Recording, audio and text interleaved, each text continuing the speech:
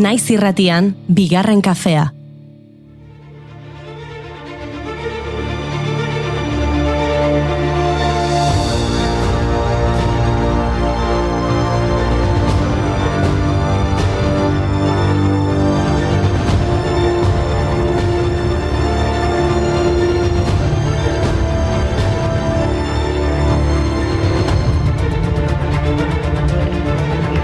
Egunon eta ongi etorri bigarren kafera. Gaur, Oiana, June eta Nineu Goiuri izango gaituz egidari. Beraz, berriro ere osatu dugu 3 erreginen maila. Ez. Gaur 3 sorginen maila osatu dugu. Izan ere gaurko egunez, 1682an Salemgo sorginkeria prozesua abiatu zen Amerikako Estatu Batuetan, zehazki Massachusettsen. Emakume asko salatu eta jazarri zituzten sorginkeria egotzita. Tamalez, ondo ezagutzen ditugu lehenago Europan egindako sorgineizak. 1609an zugarramordikoa adibidez. Pierre de Lancrek 80 emakume sutara bidali zituenekoa. Ilargi berriak laguntzaren ondoan, bidea doinua daramatzagu kolkoan. Ilargi berriak laguntzaren ondoan, la la la.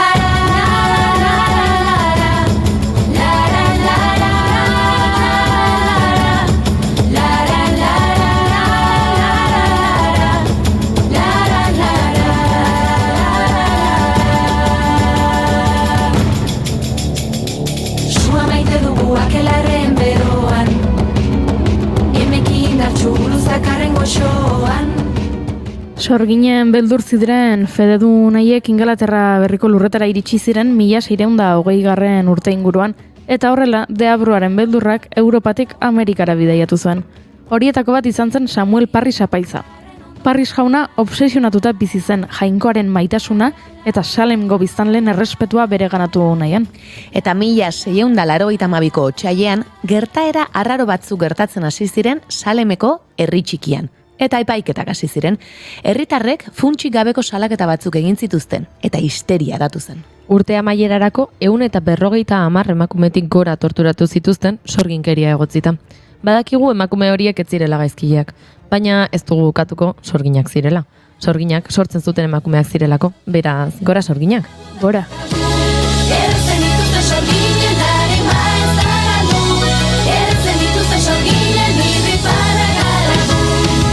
Sasien gainean, oiuta iritzi, lainoen azpian, asken nahi dugu bizi. Eskumuturrak loturik baina bihontzak ro, euskeraz oiuka.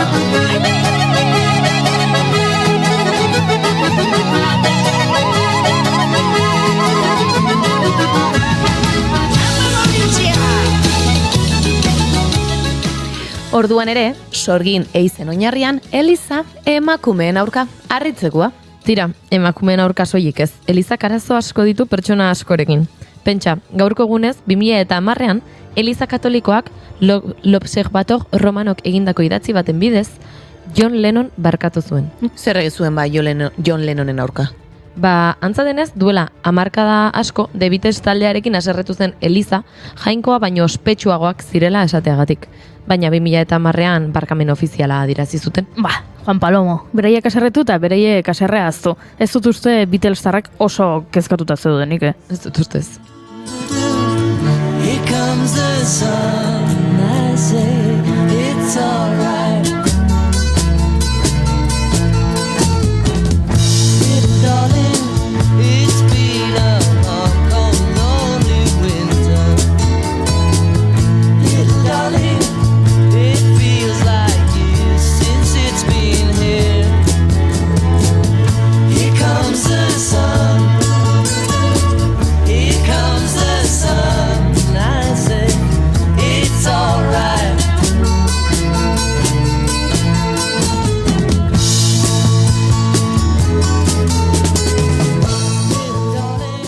The Beatles ez da Elizak debekatu duen talde bakarra. Horixe gertatu zitzaion Black Sabbath heavy metal generoko musika talde britainiarrari. Eta zergatik?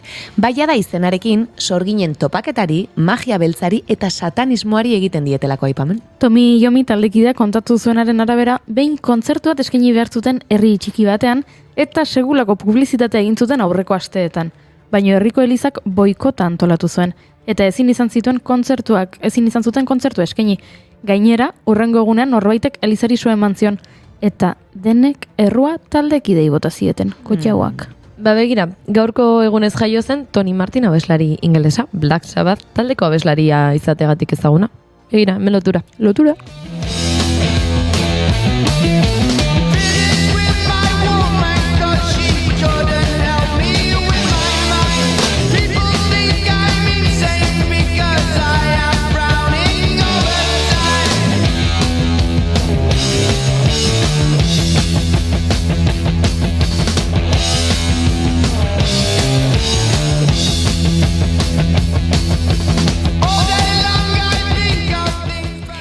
Ba, musika aipatzen ari garenez, Ariel Roth aipatu beharko dugu.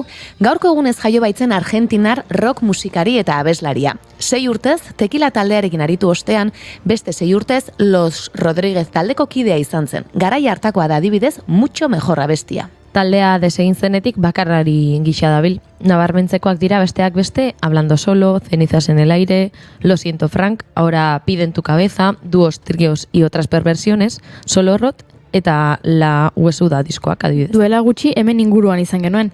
Izan ere Ariel Rotek Un País para Escucharlo telebista saio aurkezten du, eta Nafarroatik Donostira izeneko atal bat egin dute duela gutxi. Marenekin oliten, Alzuzan Kokoxkako Amaia Tirapu eta Mikel Lopezekin, Tuteran Aurora Beltranekin, eta Tolosan Ruper Ordorika eta Berde Pratorekin. Hemen hirurak Ariel, Ruper eta Anarzuaga edo Berde Prato kantuan, entzun.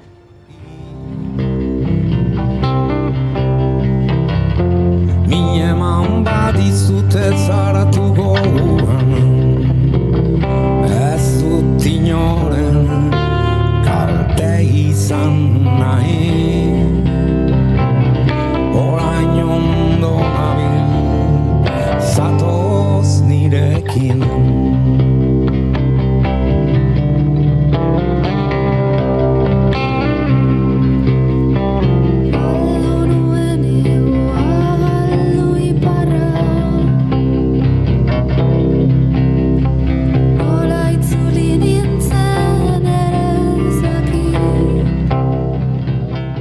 Tira, Ameriketako estatu batuetako Salem herritik abiatu eta iritsi gara Euskal Herrira. Hemengo efemerideak ere aipatu beharko ditugu, beraz. Jakina, gaurko egunez, 1973ko apirilaren 19 Eustakio Mendizabal, txikia, hil zuen Espainiako poliziak Algortan. Hilzorian egonda, eskuburdinak jarri eta Basurtoko ospitalera eraman zuten. Baina tiroa jaso ostean, soilik 20 minutu egin zituen bizirik. Euskaltzale amorratua zen eta hainbat olerki idatzi zituen, naiz eta azken garaikoak galdurik dauden. Heriotza hark euskal gizarte astindu zen eta leku ugaritan egin zitzizkion omenaldiak eta mezuak. Zuen guda izena, bera gizon osoa izan arren, Mendizabal sasetaren urrena, biak txiki bizkor eta lerden, saseta hiltzen gudarien aurrean, Mendizabal hil zaigu bakarrik, baina bilek daukate herri osoa, atzota gaurreien atzetik, Euskadiren zatil dirata. Baina tira, gaurko gonbidatuak ere aurkeztu beharko ditugu, ezta?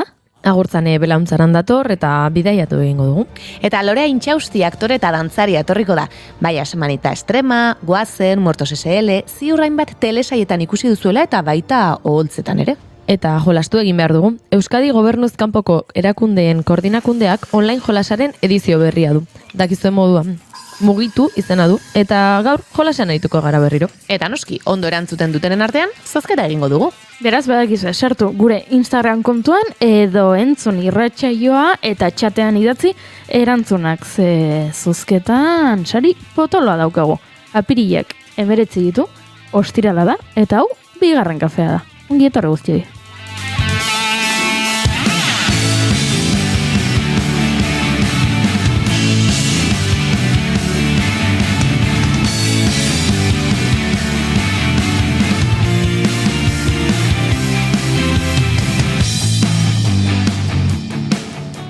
Zuekin June Romateti Barguren, egunon. Egunon.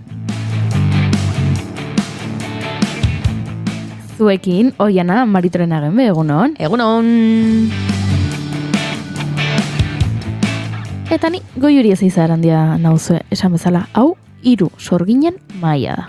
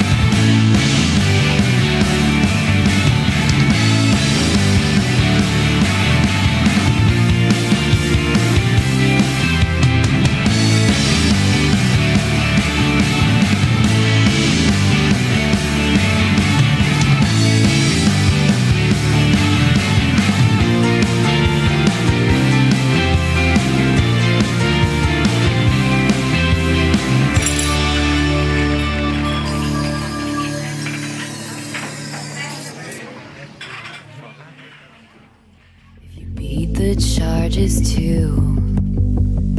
They said I was a cheat. I guess it must be true. And my friends all smell like weed or little babies. And the city 700 eta 64 garrena du, gure saioak laster egingo ditugu 767 eta erabaki genuen agian hori ospatu behar genuela, 1000 garrena ere aipatu genuen, baina urrutik ikusten dugu, eta zazpi, zenbaki polita zela esan zen gure lankide Mai Gorostia Pozok, eta agian hori ospatu beharko dugu, baina momentuz 764 garren saio dugu hau, ez dira gutxi, arro egoteko modukoa da, 5 denboraldi, hemen irratian, etengabe hizketan, eta ez gaituzte oraindik bota. Esan behar nuen, eta 5 denboraldi eta ez dugu hanka sartu, ziur hanka sartu dugu da behin baino gehiagotan. Baina mentxe jarraitzen dugu, mentxe zuekin, goizak 10 eta 19 ditu, esan bezala, bigarren kafea entzuten ari zarete, eta bigarren kafea featurin Taylor Swift. feeling just fine. All my girls got their lace and their crimes, and your cheating husband disappeared. Well, no one asks any questions here. Izan ere, duela ordu batzuk argitaratu du Taylor Swiftek The Torture Poets Department bere disko berria, 31 abestiko diskoa, Taylor etzen beharrezkoa. Disko horrek arazoa dauka. Egin daitezke disko laburragoak. Bai. Batzuk agian gaur egun laburregiak, hori erenik aipatu behar dute, baten bat bostekoa eta zatuzu. Hombre, igual, pixka geixo, ez? Eta, baina, bueno, 31 ere, hori bai, atea berdia 31, Atera berdira. Kontua da, Taylor Swiftek azkeneko egunetan pista batzuk ere eman dituela, hori oso Taylor unibertsoaren gakoa baita, berak beti jartzen diturrelako pistatxoak, pistajolasak egiten ditu, jinkana modukoak. Nik uste beste bizitza batean izan zela begiralea, hemen Izan daiteke. Pirineotako mendi klub batean. Ze beti jinkanak eta beti jolasak antolatzen, egin zuen horrelako pop-up bat antolatu zuten New Yorken okerrez banago, 72 kutxa, jendeak interpretatu zuen, 72 kutxa, 72 hilabete zirela, 6 kutxa zuden irikita, 6 urte egon zen bere aurreko harremanean, bere mutilarekin, ordulari bat bazegoen, ordu biak hartzen zuen, diskoa 12 ateratzekoa zela, baina agian ordu bietan beste ekstra batzuk aterako zirela, loturak egin ditu, jendeak egiten ditu. Emakumeak eta gero jendeak ulertzeko, ulertu egin behar dira. Eta batzuetan, oraingoan etzen hain zaiaz, 6 kutxa iriki daude hemen, eta 6 urte egonda aurreko mutilarekin. Vale, lotura nahiko agerikoa, Bai, baina baina, beste bueno, batzutan beste izaten dira, jarri du bapatean hemen krabelin bat, eta krabelinak behar nik ez dut ditu ulertzen. 8 egun lorea egiteko, eta orduan 8 egunek esan nahi dute, 8 egun egontzen bera oporretan duela 7 urte, 8 egunez Florentzian, eta Florentzian badagot izozki bat limoi zaporekoa, eta horrek esan nahi du, horrelakoak egiten dituzten. Baina niri fuerten eritzen zaitena da, bere, Swiftiak edo jarraitzaile guztiek, harrapatzen dituzte laulako gauza. Ulertu egiten dituzte. Dira Benetan, oso... Bai, bineon, sartu ezakit, krimenak ikertzera, jende hori, ze nik benetan ikuste dituten loturak egite dituztenak sareetan, izugarriak dira, bai.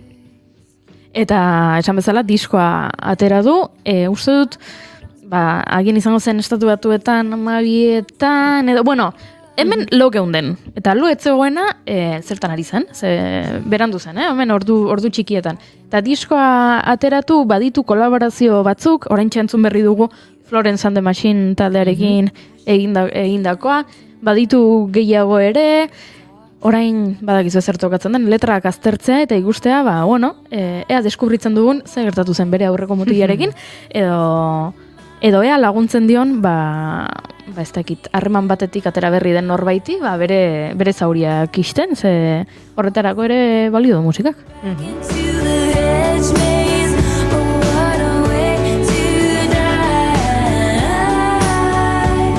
I keep recalling things we never did. Messy top lip kiss, how I long for our tryst without ever touching. Eta Taylor entzuten ari garela, gure maite dutak elkar banatuko ditugu zuekin, eta June Romatet hasiko da. Bale, beti Anna honan eserita handik hasten Bai. da, gaur mendik hasten da, bale. Hausaz aukeratzen dugu. Bai, Ez daude, beste, 3 pertsona gaude hemen. Hausaz, zu hasten zea.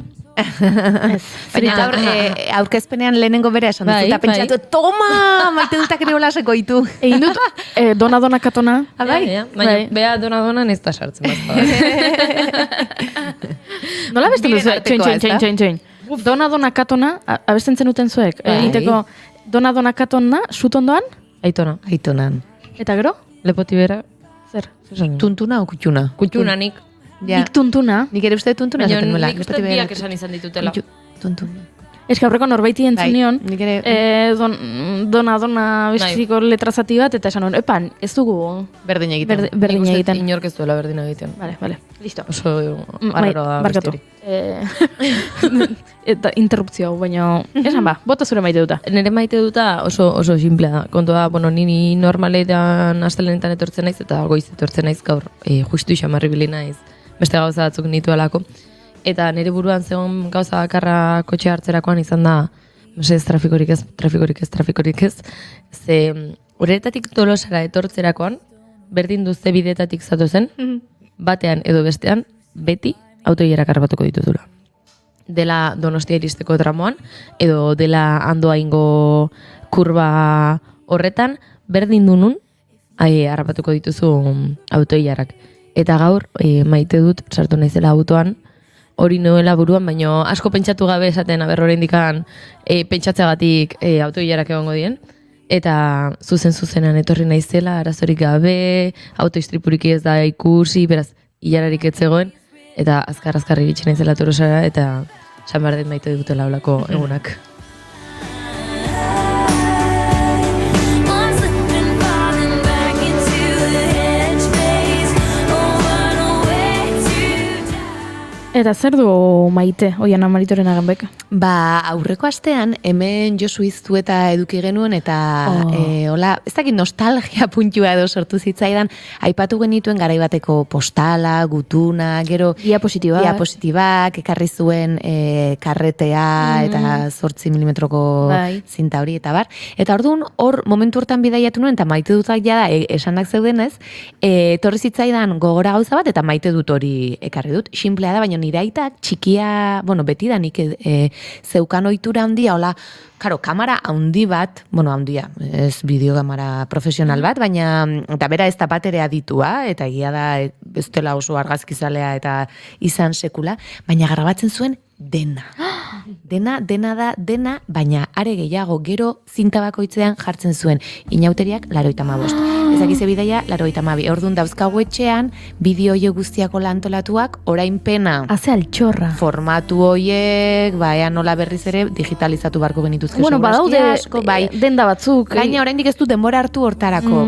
Orduan maite dut altxorrori izatea, baina egin barko nukena da zerbait horrekin. Eta gogoan dut, aita ez, argazkin ematean bera kamera horrekin agertzen da, garai hartako argazkietan, eta ze politia zan, eta ze politia gero ukitzea. Akaso gaur egun gehiegi iruditzen zaitez, gaudela denbora guztian dena iruditan eta dena hartu nahian, baina garai hartan etzen horrela, ez, ziren momentu konkretuak eta hori ekarri zidan gogora, eta hori aipatu nahi nuen, bai.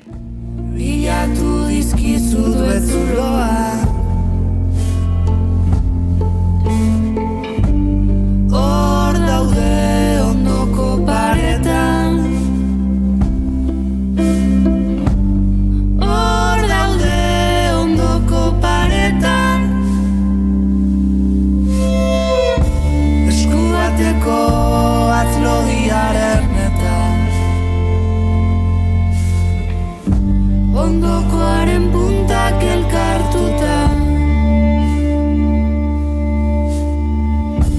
bigarren eskua jarri duzu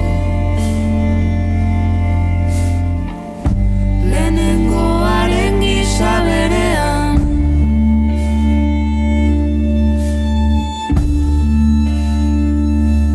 lau batzek elkartzean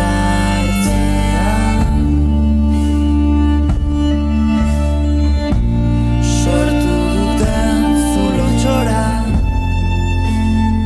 urbildu duzu begi bat urbildu duzu begi bat eta hor topatu dituzu bestaldean hor topatu dituzu bestaldean Nere maite duta kontatuko dizuet. Ondo iruditzen bazaizue. Jakina. Negoen trantze batean ibilu diren zitekenarena entzuten, baina maite duta kontatu behar dizuet, eta nere maite dutak badu zerikusia zinemarekin, baina badu zerikusia gure bizitzen abiadurekin eta paradigmen aldaketarekin. Plataforma asko ditugu orain gure eskura, izan Netflix, HBO, Primeran, Nahieran, denetarik, eta eduki asko dugu eskura, ez? Eta orduan, kosta egiten da pelikula bat aukeratzea, edo behintzat niri gertatzen zait, oso zaila egiten zaidala pelikula bat aukeratzea.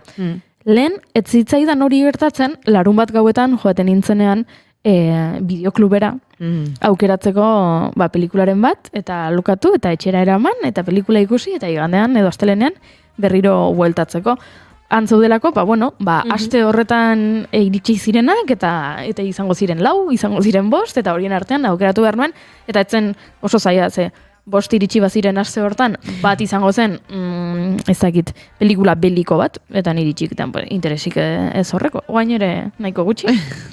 Beste bat izango zen agian dokumental bat, eta beste bat izango zen beldurrezko bat, eta orduan, agian komedia edo erromantikoak, edo akzio pixka atzutenak, edo marrazki bizudenak zirenak, bi izango ziren, eta beraz, aukeratzeko nahiko errex. Orain, hainbeste daude, kosta egiten zaidala, eta kosta egiten zait, eta gero gainera, nire arazo izango da, baina ez ditut hainbeste disfrutatzen. Eta askotan, telebistan jartzen dut pelikula bat, eta ez da gizan bat minutu pasatzen direnean mugikorra hartzen dut. Eta pelikula ikusten ari naiz, bai, eta nire buruari esaten diot ikusten ari zara pelikula, baina pantaila handian daukazu zerbait, eta pantaila txikian beste zerbait daukazu, eta bi pantaiekin zaude, eta multipantaila zeharo.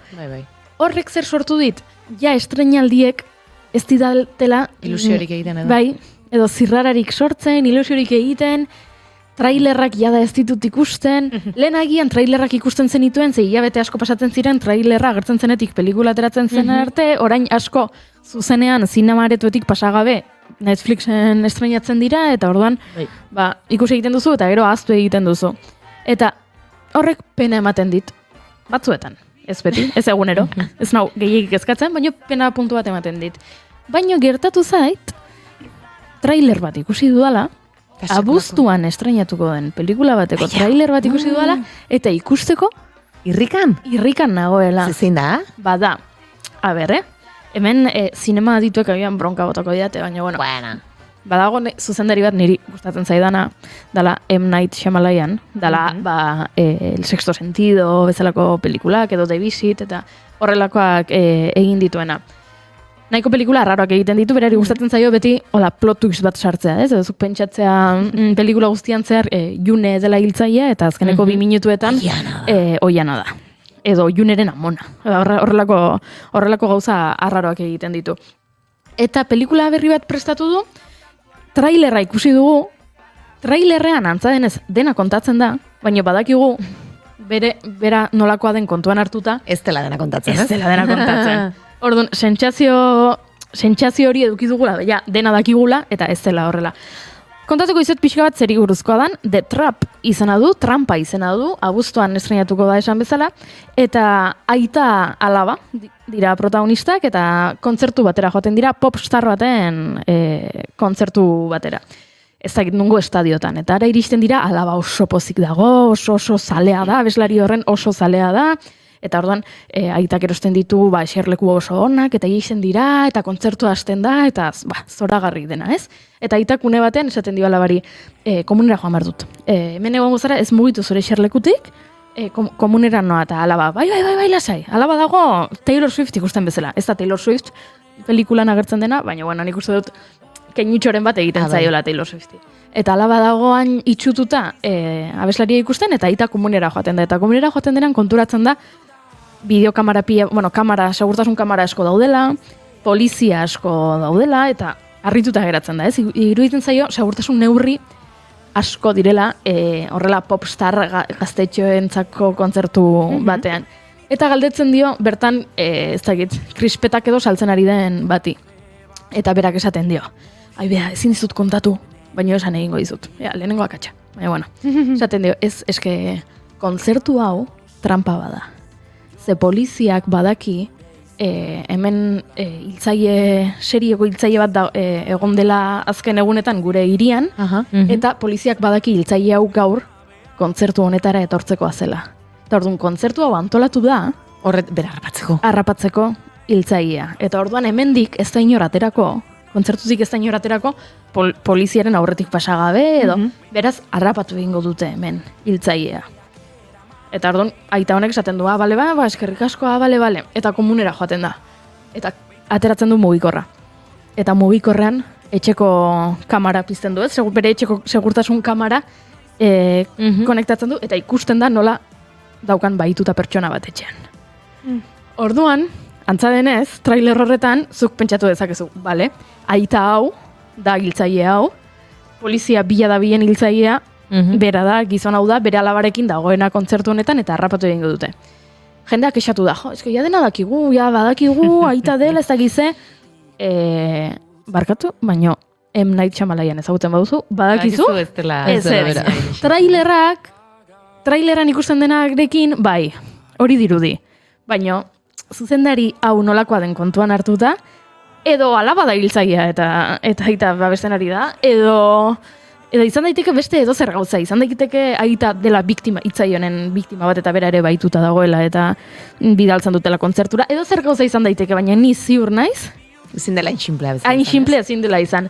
Eta guztur arte itxaron behar dut, pelikula hau ikusteko, eta aspaldian ez zaita gertatu, eta bueno, alde batetik, pozik, iristen denean estreinaldi hau, ikustera joango naizelako gogotxu, eta beste aldetik, triste, abuztur arte, asko itxaron behar dudalako.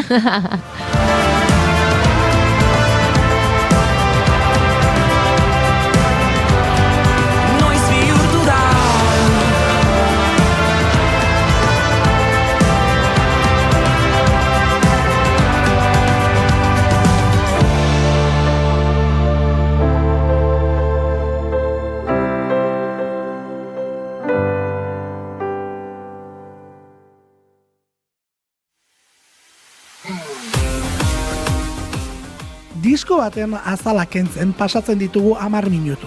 Gero, mamia dastatzeko tarte zabalagoa hartzen dugulako musikaria saioan. Astelenetik ostiralera 10etako solasaldiaren ostean hasi eta eguerdia bitarte, Naiz irratian.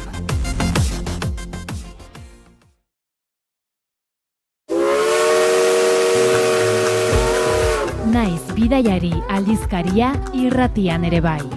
Alba Cabrerarekin asteazkenero arratsaldeko 7:00. Uinen bidez bidaiatzeko prest? Naiz irratia. Zubitan dap-dap, elkarrekin dap-dap, airean goaz. Zuk nirekin dap-dap, nik zurekin dap-dap, kolosala izango da. Guztiek erantzuna.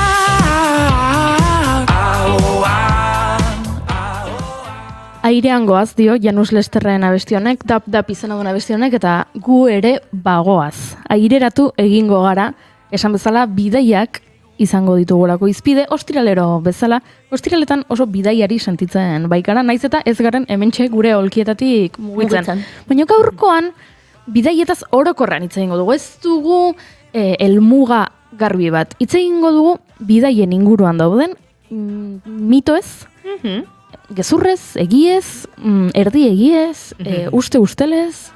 Nik zurekin dap-dap, kolosala izango da.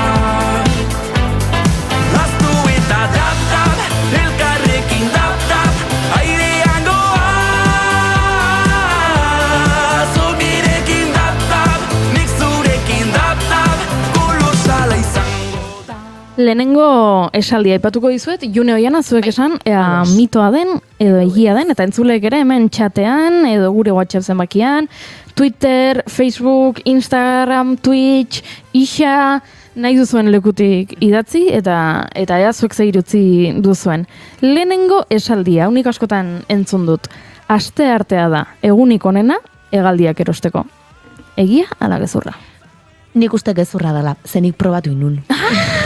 Ni berdina esatera nion. Bai, asko entzun dut, eta askotan entzun izadet hori, eta nik uste atera zaizkitengo medio guztietan, bidaia bat prestatu behar baldin baduzu, euki kontuan, eta lehenengotako gauzetako bat hori zen beti, eta nik probatu dut, eta ez dut uste asko aldatzen dienik prezioak. Bai, zen gaina haitu nintzen, opor konkretu batzuetarako egun batean baino gehiagotan begiratzen esan. Bueno, hau egia baldin bada, probatu ingo dut, eta egunen baten, gaina esaten dute, aste hartetik eta gauean ere ez dakizte ordutan, eta egunen baten, justu esnatu nintzen, eta esan, eta nuska, prezioak berdin, eta gero igual urrengo gunean edo bi egunetara arratsaldean merkego, orduan, nerekin etzun funtzionau, ez dakit. Nerekin ez daren. Osondo, asmatu duzue, puxtarri bat bakoitzarentzat. Egia esan ez dago hegaldiak merkeago egongo diren egun zehatzik, ze beti hegaldiak badakizue eskariaren araberakoak direla. Hau da, duela 2 aste arte batez, erosi nahi balin bazen dituen, Sevillara joateko hegaldiak, Atletikeko futbol partida ikusteko, naiz eta aste artea izan, etzen nuke prezio nik lortuko, ze eskaria oso handia zen. Baliteke egun batzuetan, beste batzuetan baino kontsulta gutxiago egotea, eta beraz prezioak merkeagoak izatea. Baina ezin dugu esan hori beti horrela denik. Bai, egokiena hegaldi baten bila bazabiltza, da alderatzea, webgune batzuk badaude alderatzen dituztenak, eta ikustea, konparatzea, ze egunetan, egan egitea, ez ze egunetan erostea tiketa. Hori da, baizik eta hegaldia, ze egunetan dan, hor ikusiko duzu, eta alderatu. Eta kaso adibidez hor asteburuetan bueltatzen zarenan edo joaten zarenan garesteagoak izaten dira, hor adibidez, bai. Baina bestean noiz erosten dezun, nik uste askotan sortiare, bira justu atea da zehose. Oso ondo, asmatu duzu lehenengoa.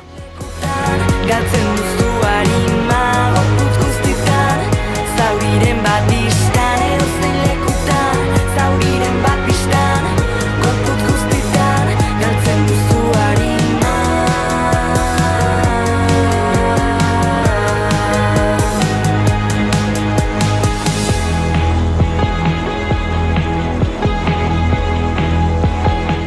Urrengoa, Hegaldiak beti dira merkeagoak aerolinea beraren webgunean. Egia ala gezurra. Nik esango nuke gezurra dela. Jone? Zer nik probatuen noizbait eta ez dut beti topatu. Oianak denak probatu ditu, Bai, nik ere... Ez daki, nik begiratu izan ditut hegaldiak, hori alderatzen dituzten horietan, eta bazpadare. Gero batzutan. Ikusi, kasualitatez, honek buelin ematen dit, ea buelinen. Eta ez zait iruditzen hala denik. Oso ondo, beste puxtarri bana bakoitzarentzat. Internet bidezko hegaldia erosi nahi duen orok uste du preziorek merkena beti izango dela aerolinearen horrian agertzen dena. Eta hori, entzule maiteok, ez da horrela. Hegaldi bera prezio desberdinetan sal daiteke hainbat lekutan. Dela aerolinearen webgunean bertan, dela bidaia agentzian, eta batzuetan merkeago egon daiteke, agentzia batzuetan, aerolinearen webgunean bertan baino, izan daiteke negoziazio partikular bat egon delako agentziarekin, edo unean uneko marketing ekintza bat dagoela, ez? Agian, zure herriko bidaia agentziak egiten du beti herriko festetan eguneko 15% deskontua. Eta orduan, webgunean erostea, baino merkeago ateratzen zaizu, beraiekin erostea. Badituzte agentziek promozio esklusibo batzuk, horrelakoak, beraz, ez. Beti ez da merkegoa, Iberiarekin egin nahi balin baduzu, Iberiaren webgunean begiratza, edo Vuelinekin egin nahi balin baduzu, Vuelineko webgunean. Hori ere, mitoa da. Berriro, errepikatuko dugu gomendioa, alderatu, erabili eskura dauzkagun baliabideak, badaude hegaldiak alderatzeko webguneak, bat baino gehiago, beraz, kontsultatu. Arretan barna, kotxe beltz bat zara, urrundik zatoz denboran.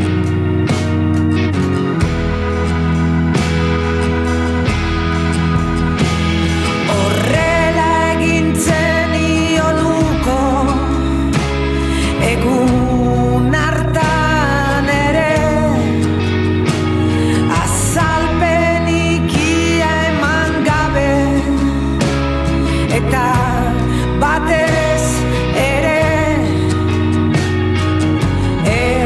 eskatu gabe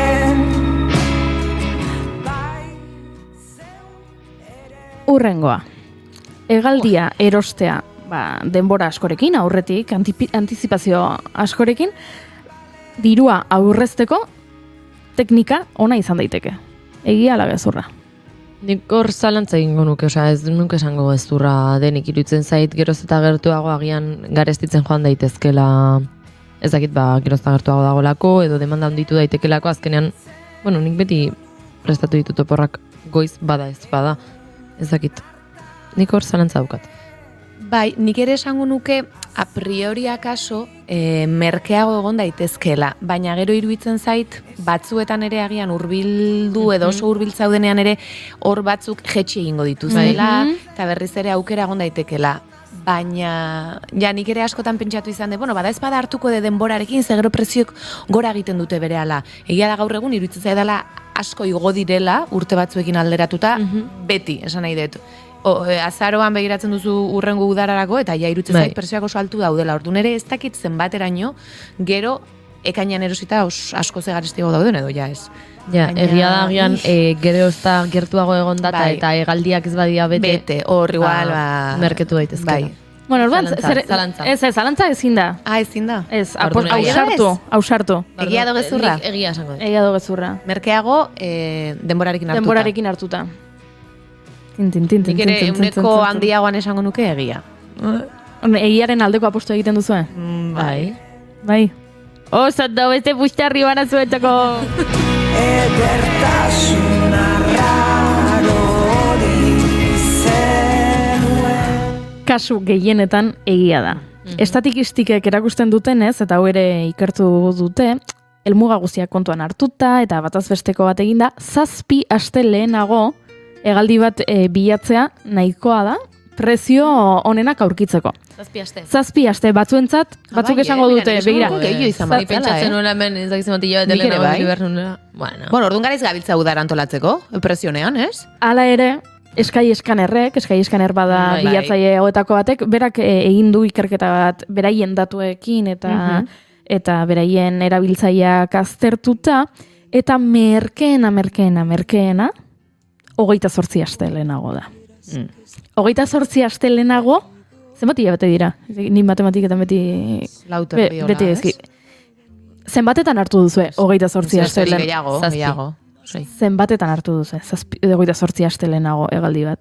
Nik, aitortu behar dut, oso gutxitan. Bai, nik ere uste dut, A ber, nik 7 hilabete lehenago ze jakingo dut, zein behar duten. Ez. A ber, bestia da arriskatzea, eta erosten dezu, eta gero, gero aber moldatzen zean. Bregia da batzuek badutela oso garbi noiz dituzten oporrak. Eta igual horrelako lan batean baldin bazaude aurre ikuspen handiagoarekin hartu ditzakezu. Baina uste dut gure kasuan ezakizula oso ondo noiz izango dituzun eta holakoak hori zailagoa izaten da. Bai. Niri 28 aste iruditzen zait.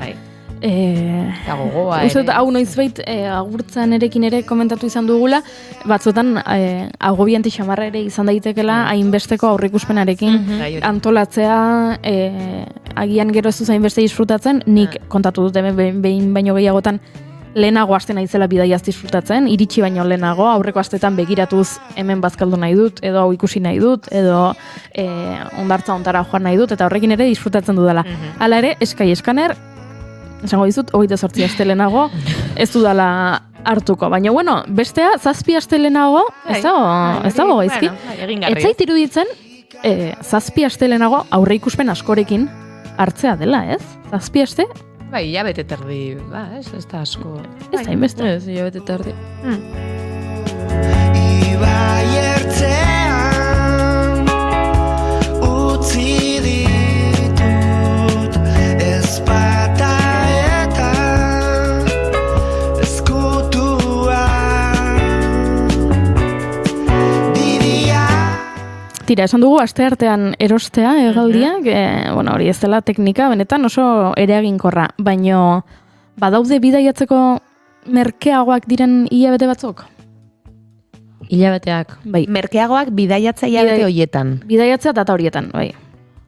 Nik uste izango direla, ez? Jendea topera lanean dagoen uneak izan daiteke, ezakita zaro bat, agian oraindik ez direla gabonak, eta... Bai. Janik esango nuke agian uztaia eta abuztua berez hegaldien prezioetan igual altu daudela, baina esango nuke aldatzen ere ari dela, Esango nuke gaur egun orekatuago dagoela urte osoa, baina esango nuke bai. Ez, guztiz asmatu duzu, ze hainbat ikerketaren arabera, bidaiatzeko hilabete merkeenak azaroa eta otsaila dira, eta garestinak uztaia, abuztua eta abendua. Claro, Gabonak aipatu ditu Junek, horrek ere eragina dauka. Bai, merkeagoa da hau bagenekien, ez gaitu harritzen datu honek. Oporrak ditugunean hortxe garestigo, esate dute gasolinara asteburutan igotzen dela. Hori da, bai, bizi dugun sistema honetan, horrelako trampatxoak egiten dizkidute.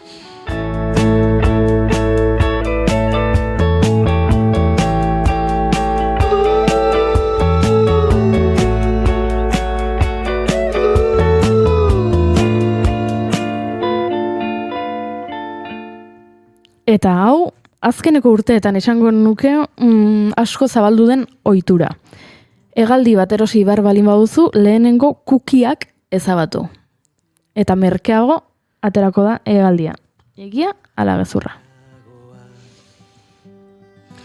Hori ezak. Nitik ere ez dakinik. Nik badazpadare beti inkognito moduan bilatzen ditut hori bai, baina kukiena hori bai ez dakidala, nik ez daukat idearik. Nik ere egia esan ez. Baina duela gutxi ere horrelako bideoren bat ikusi nuen bai.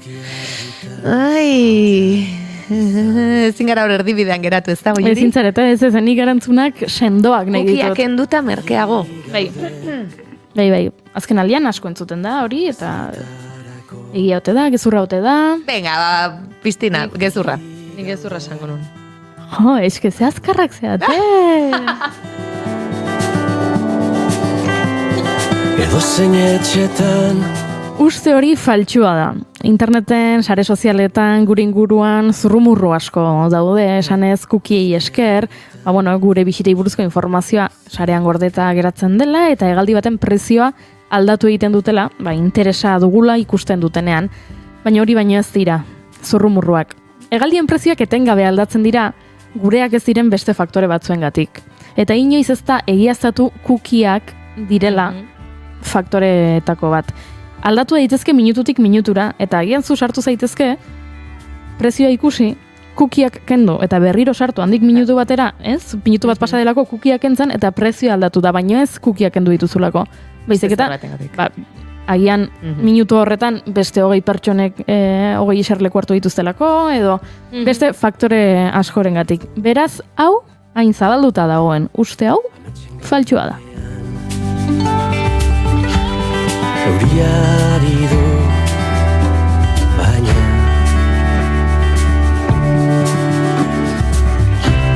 susmodenen kontra jada ezin alda eguzki argitan hautsa izan. Goiuri, hemen ibilige gu jolasten, baina gurekin beste pertsona bat aritu da jolasten, eta egia da, ez dugula txata irakurri. Egia da! Eta gurekin batera, uste dut plenoa egin duela. Bai, indiokerrek.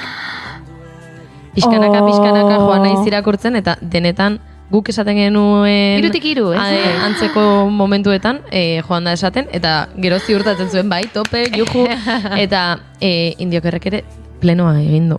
Oian atanik bezala. Txin. Apelduna dela. Indioker, hau, zuretat.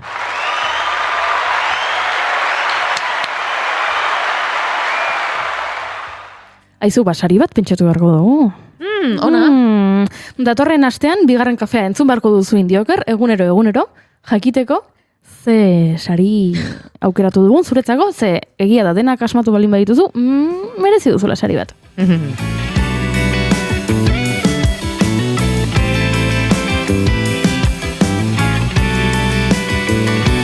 Uste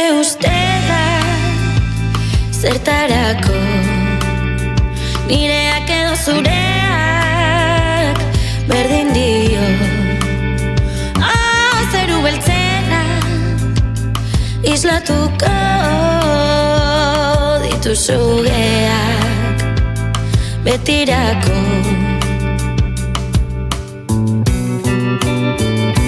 bide xumeak beti erakutsiko Tira ba, azkena. Ui, beste bat dago? Uste duen amaitu nuela gama. Ez. Ze uste duzu, hemen gauzak hain errixak direla. Guk ere saria izan dezakegu? Hori esanetan, kasa hartuko dugu. Bueno, venga, ba, bota. Ez dakit ba, saria... Otzi pentsatzen, bale.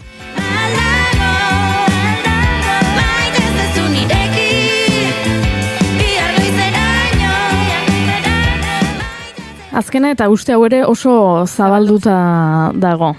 Paketeak, bidaikitak, daukatenak hegaldia hotela eta agian garraioa, autoa, lokaizkoak, paketea erosita merkeagoa da. Ez, nik uste trampa badela beti horrelako gauzak trampak direla. Bai. Seguro? Bai. Beti errapatuko Kasu batzuetan bai, egia da. Kasu batzuetan, badaude eskaintza batzuk, hegaldia eta hotela, eta aparte erostea baino merkeagoa da, baino hau ez da gertatzen kasu guztietan. Askotan, komeni da dena bereizita erostea, pakete baten bidez baino. Dena hala ere, daten araberakoa da, hegaldiaren disponibilitatearen araberakoa, hotelaren araberakoa ere, hotel guztiak ez bai dira berdinak, baino tira. Orokorrean, esan dezakegu, gezurra dela, eta onena dela, bi aukerak alderatzea, eta kasu bakoitzean, zein den onena aukeratzea. Eta onena diodanean ez dut merkeena esaten, Ze hemen ari gara hegaldien prezioaz, baino garesti edo merke izatea ez da soilik euro kontua. Ze zure hegaldia ateratzen balin bada goizeko 3etan, agian 10 euro aurreztu behar balin badituzu, ez du merezi. Ez. Edo itzulerako ordua zuk han hotela utzi behar balin baduzu goizeko 12etan, eta hegaldia ez balin badaukazu gaueko 5 arte, ara, isildu egin zaigu Sara, zurtza ze gertatu zaio gaixoari. Ui ama, Gaina aukeratu dudala besti hau ustelak Bai, izena duelako, bai. eta hemen ari ginelako hauekin, buruz. ene bada. Bueno, esaten ari nintzena da, zer ari nintzen esaten, hori da, prezioa bai gauza bat dela, baina merke edo garesti edo onuragarria edo ez, gauza ezberdinak direla. Eta orduan, zuk hotela guzten balin baduzu goizeko 12etan eta gero hegaldia gaueko ordu bietan balin badaukazu eta ordu horietan edo lo egin behar balin baduzu aeroportuan, edo taxi bat hartu behar balin baduzu, ze ordurako ja ez dago garraio publikorik, ze hiri batzuetan, ez dakit, 12etatik aurrera, ez dago metrorik, edo dena delakoa, hori egin behar balin baduzu, agian, 20 euro horiek, Ez du merezi. ez du merezi. Ustekabean itxaso barea aldatu egin da. Itzi begiak harin joango da. Itzi begiak. Beraz, bai, hemen indioker topera ibili da eta sari bat helaraziko diogu, baina oraindik ez dakigu zein sari. Oiana eta Iune zuentzako saria badago, eta saria kroketa da. Perfecto, iruditzen zait. Ez dut gehiago behar. Ez, nik ere ez. Zoragarri. Bai. Eta beste entzuleren batek agian etxean asmatu ditu, idazten bagaitu, ikusiko dugu, saria merezi duten ala. Ez guk behintzat kroketa jango dugu, baina errepaso txiki bat egingo dugu. Esan dugu, asteartean hegaldiak erostea, ez dela beti, merkeagoa. Esan dugu, kukiak ezabatzeak, ez duela balio. Askotan, ez duela eraginik prezioaren, hegaldiaren prezioan.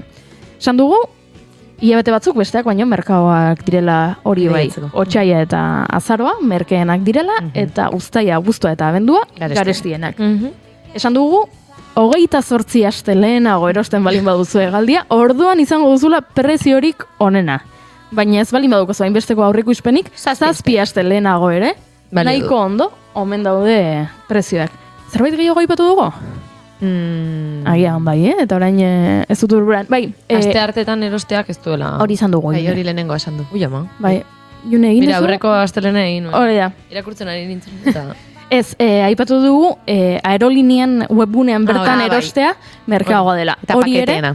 Hori ere ez da beti, hori da. Eta erostea horrela pak bat hegaldiak eta garraioak eta hotela eta dena dituena, hori ere ez dela beti merkeena izaten. Beraz, gure gaurko gomendioa, gure bidaien atal honetan, da alderatu ezazu beti dena, ez hartu ikusten duzun lehenengo eskaintza, ikusi dena alderatu eta moldatu zure beharretara, ze 5 euro aurreztuta, agian batzuetan bidaia nahikoa trakestuko zaizu. Horiek gure gaurko gomendioak, gure bidaien tartean, baina aurrera egin behar dugu.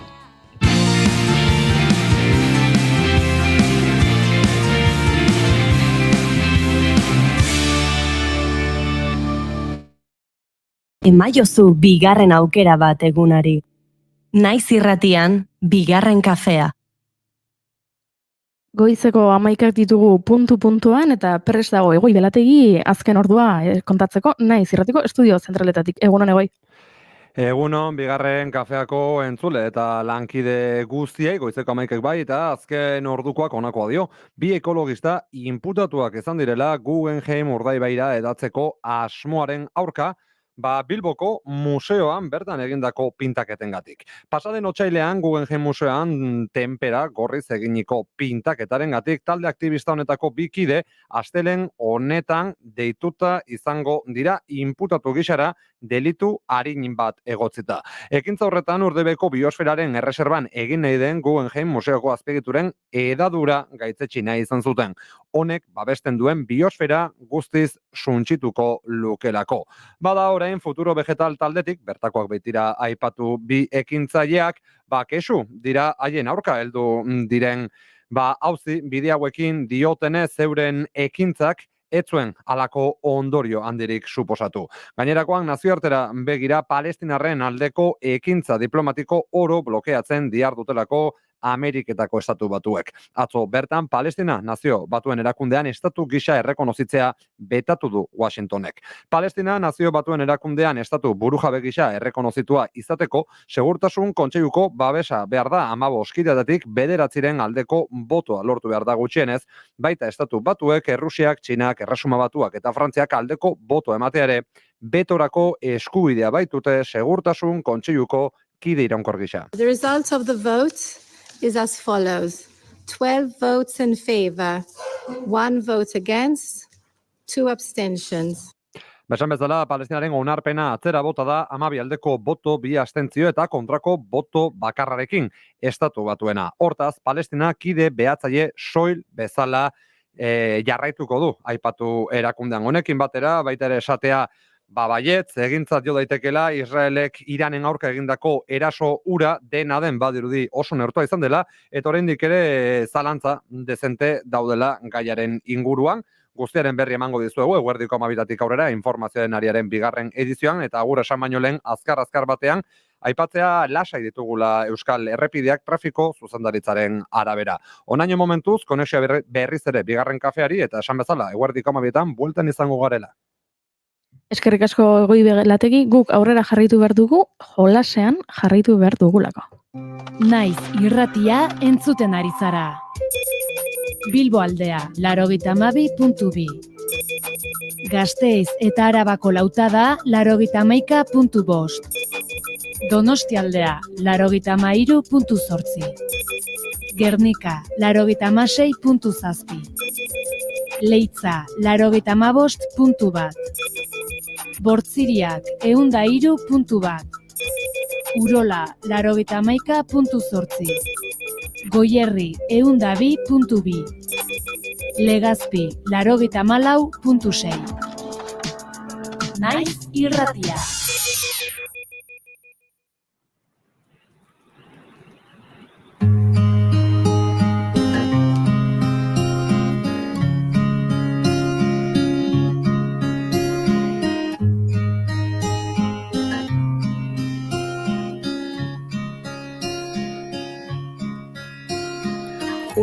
De julio escucho a los niños jugar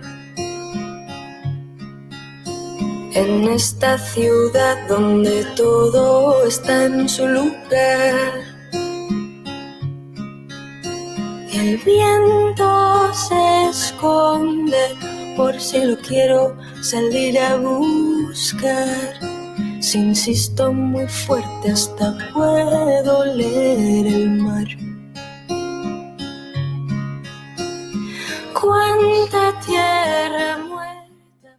Txikia nintzela, oso txikia ez dut gogoan zenbat urte nituen, nire amak eraman ninduen herriko plazara eta esan zidan jolastera, joango ginela. Eta herriko plazara iritsi nintzenean, han ikusi nuen zerbait zegoela antolatuta. Eta nire amak ondo zekien zerbait zegoela antolatuta, baina ez zidan esan. Eta bai, jolasa zen, baina nahiko jolas bitxia. Todo el esfuerzo me pregunto dónde estará. Iritsi eta begiak estali zizkiguten, hangeunden umetxo guztiei. Eta begiak estali eta hasi ginen jolasean. Proba batzuk jarri zizkiguten eta antxe hori egin behar genuen. Begiak estalita jolastu. Begiak estalita oztopo batzuk gain ditu. Begiak estalita errotulagailu batzuk hartu eta kolorea proposena aukeratu. Hori guztia begiak estalita. De plástico en el mar. Humo y humo. Itxua zen herriko baten familiak antolatu zuen jolasa eta erakutsi nahi ziguten zer sentitzen zuen pertsona itxu batek edo nola sentituko ginateken bapatean dena ilun bihurtuko balitz eta ez bagenu ikusiko eta egunerokotasunean begiak itxita egin beharko bagenitu gauzak. Me pregunto de dónde vendrá. Usaia zuten errotulagailuek, arroxak marrubi usaia zuen, horiak limoi usaia, eta horrekin konturatu ginen, bapatean gure usaimena areagotu egintzela.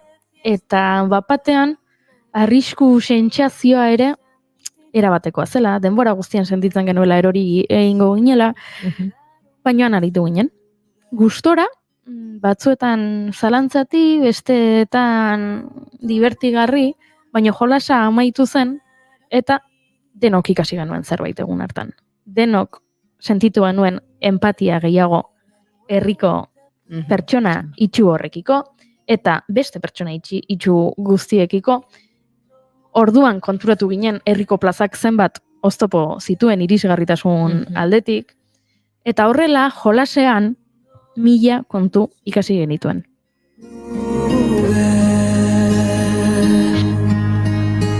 El odio no es un buen lugar. Eta horrela, jolasean asko ikasten delako eta hori ondo dakitelako Euskadiko garapenerako gobernuz kanpoko erakundeen koordinakundeak nazioarteko lankidetzan jarduten duten Euskadiko 83 gobernuz kanpoko erakunde biltzen dituenak mugitu jolasa sortu du munduko dibertsitatea, kulturaniztasuna, migrazioak eta haien arrazoiak lantzeko. Horrela, badakizue, nik txikitan egin nuen bezala, modu atxigin eta divertigarrian ikasteko eta lantzeko aipatutako gai hauek.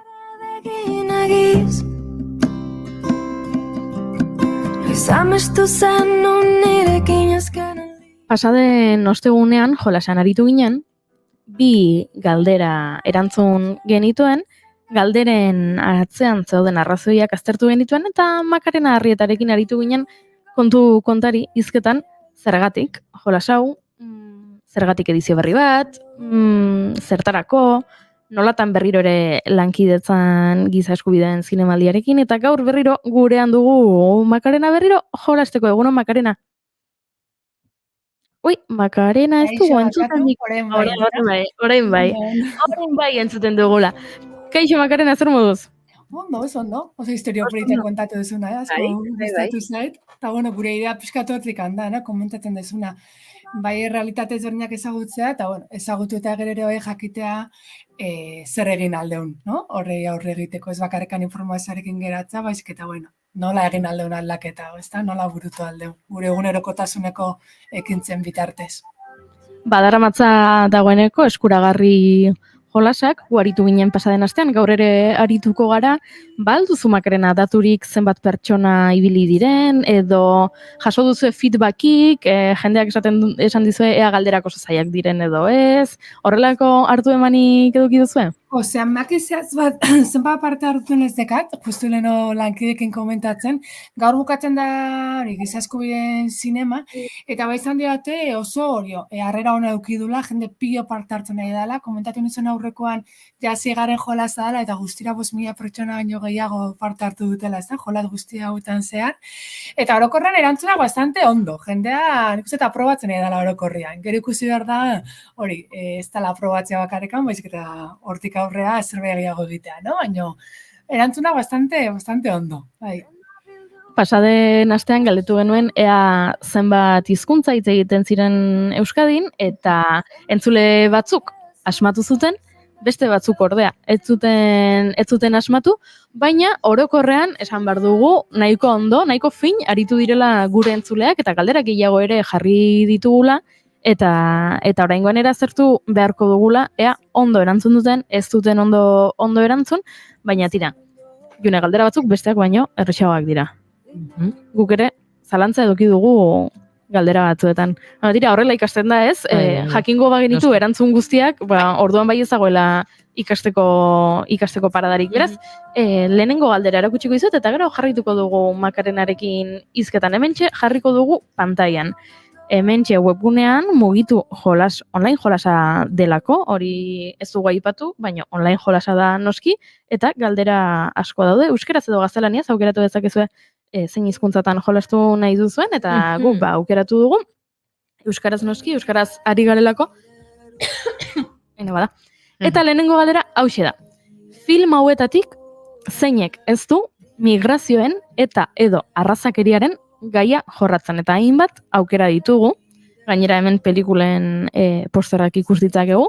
Pelikulak dira Green Book, Adu, Mediterraneoa, Bere azala saldu zuen gizona, Minari, El maestro que prometió el mar, American Isha, edo Migrazioa hankazgorako bidaia. Oian, azuk erantzuna badakizu? Nik hoietatik desente uste dut bakar bat kenduta danak ikusiak ditu dela. Epa, ze ondo. Bai. Bueno, gai hauek niri asko interesatzen ezkit, eta bueno, egia da, horrelako pelikulak ikusteko, bueno, ohitura edo badudala, eta orduan esango nuke el profesor que prometió el mar. June, zuk zer esango zenuke? Nik esan behar dut ez ditudala ikusita gehiengoa, orduan zaila daukadala, bueno, batzuk deskartatu daitezke, baina... Nik ere ez daukat bat ere argi, baina badakit Oiana urtero joaten dela. Bai, giza eskubideen zinemaldira. Giza eskubideen zinemaldira, beraz, bere irizpidez guztiz fio naiz. Beraz, Oiana, zer esan duzu? El maestro que prometió el mar. Oso pelikula gomendagarria. Zeri buruzkoa? Gerra zibilean, herri txiki batean, ez dut gogoan ze kokaleku duen, republikar irakasle baten egoera kontatzen du, pixka sartzen denean hor gertatzen den guztia, ez, frankismoarekin batera. Oso pelikula gomendagarria da, eta aktorea orain izena, ez dut gogoan beti aztu iten baino izugarrizko lan politia egiten du, eta Ramon Agirre ere bertan agertzen da, eta horre badaukagu euskal presentzia, eta oso interesgarria da. Denak, Hori klikatuko dugu, el maestro que prometió el mar. Eta onartu, ara, zinemaldiaren alfombra gorria zure oinetara bigarren kafea. Bueno, bigarren kafea jartzen du, bigarren kafea jarri dugulako, baina berez izan barko luke, zinemaldiaren alfombra gorria zure oinetara Oiana Maritorena. Ze ondo. Aizu, ikusi ez baduzu, bada garaia, zoragarria baita. Behin eta berriro errepikatuko dugu. Zinema, arteak bezala oroar, oso tresna baliotsua da errealitateak ikustarazteko eta giza eskubideen urraketak salatzeko. Horiek guztiak oso errealitate zaiak dira, baina batzuetan zinean itxaropena aurkitzen dugu. Eta horren argigarri, adibide garbia alegia, Donostiko giza eskubideen zinemaldia. Eta mentxe beste datu badaukagu. Adi, hausnarketarako datua. Espainiar zineman agertzen diren pertsonaia guztien artean, bakarrik 100% dira arrazializatuak. Pertsona zuriak aldiz 180%. Oraindik badago bidea ibiltzeko. Makarena, asmatu dugu, guk asmatu dugu, tira guk ez egin. Oianak asmatu du, hori ere esan behar dugu, eta pentsatzen ari nintzen, galderak nola aukeratzen dituzue? Guk, esan ezun bezala, koordinakundean 80 elkarte baino gehiago gaude, orduan bakoitza lantzen ditugu gai desberdina gure elkartetan. Refuxiatuen gaia, naturarena, aniztasuna, orduan egiten duena, proposatu elkarte bakoitza galdera desberdinak. Eta beti, giza eskubideen programazio barruan gaudenez, beti galderaren bat zinean inguruan galdetzen dugu, eta horregatik aukeratu genuen galdera hau. Hemen bai daude pelikula batzuk, bastante mitikoak American History X modun, baina goratzen dain dene garaian institutoan, jarri zigutela, ikusteko ere bai, zineman bitartez nola landu aldian gai hauek, eta hausnarketa bat ere bai, lantzeko orduan horregatik aukeratu genuen hau, bai. Baina esango nuke hortan zegoen karteletako bat, orain izenburua aztu zait eskubian goian zegoena, iazko zinemaldian okerrespanago edo batean igual bota zuten. Ez dakiz ziur, gorputza saltzen duena kuadro bezala, eta hor sartzen da. Uste, giza eskubien zinemaldian bertan bota zutela.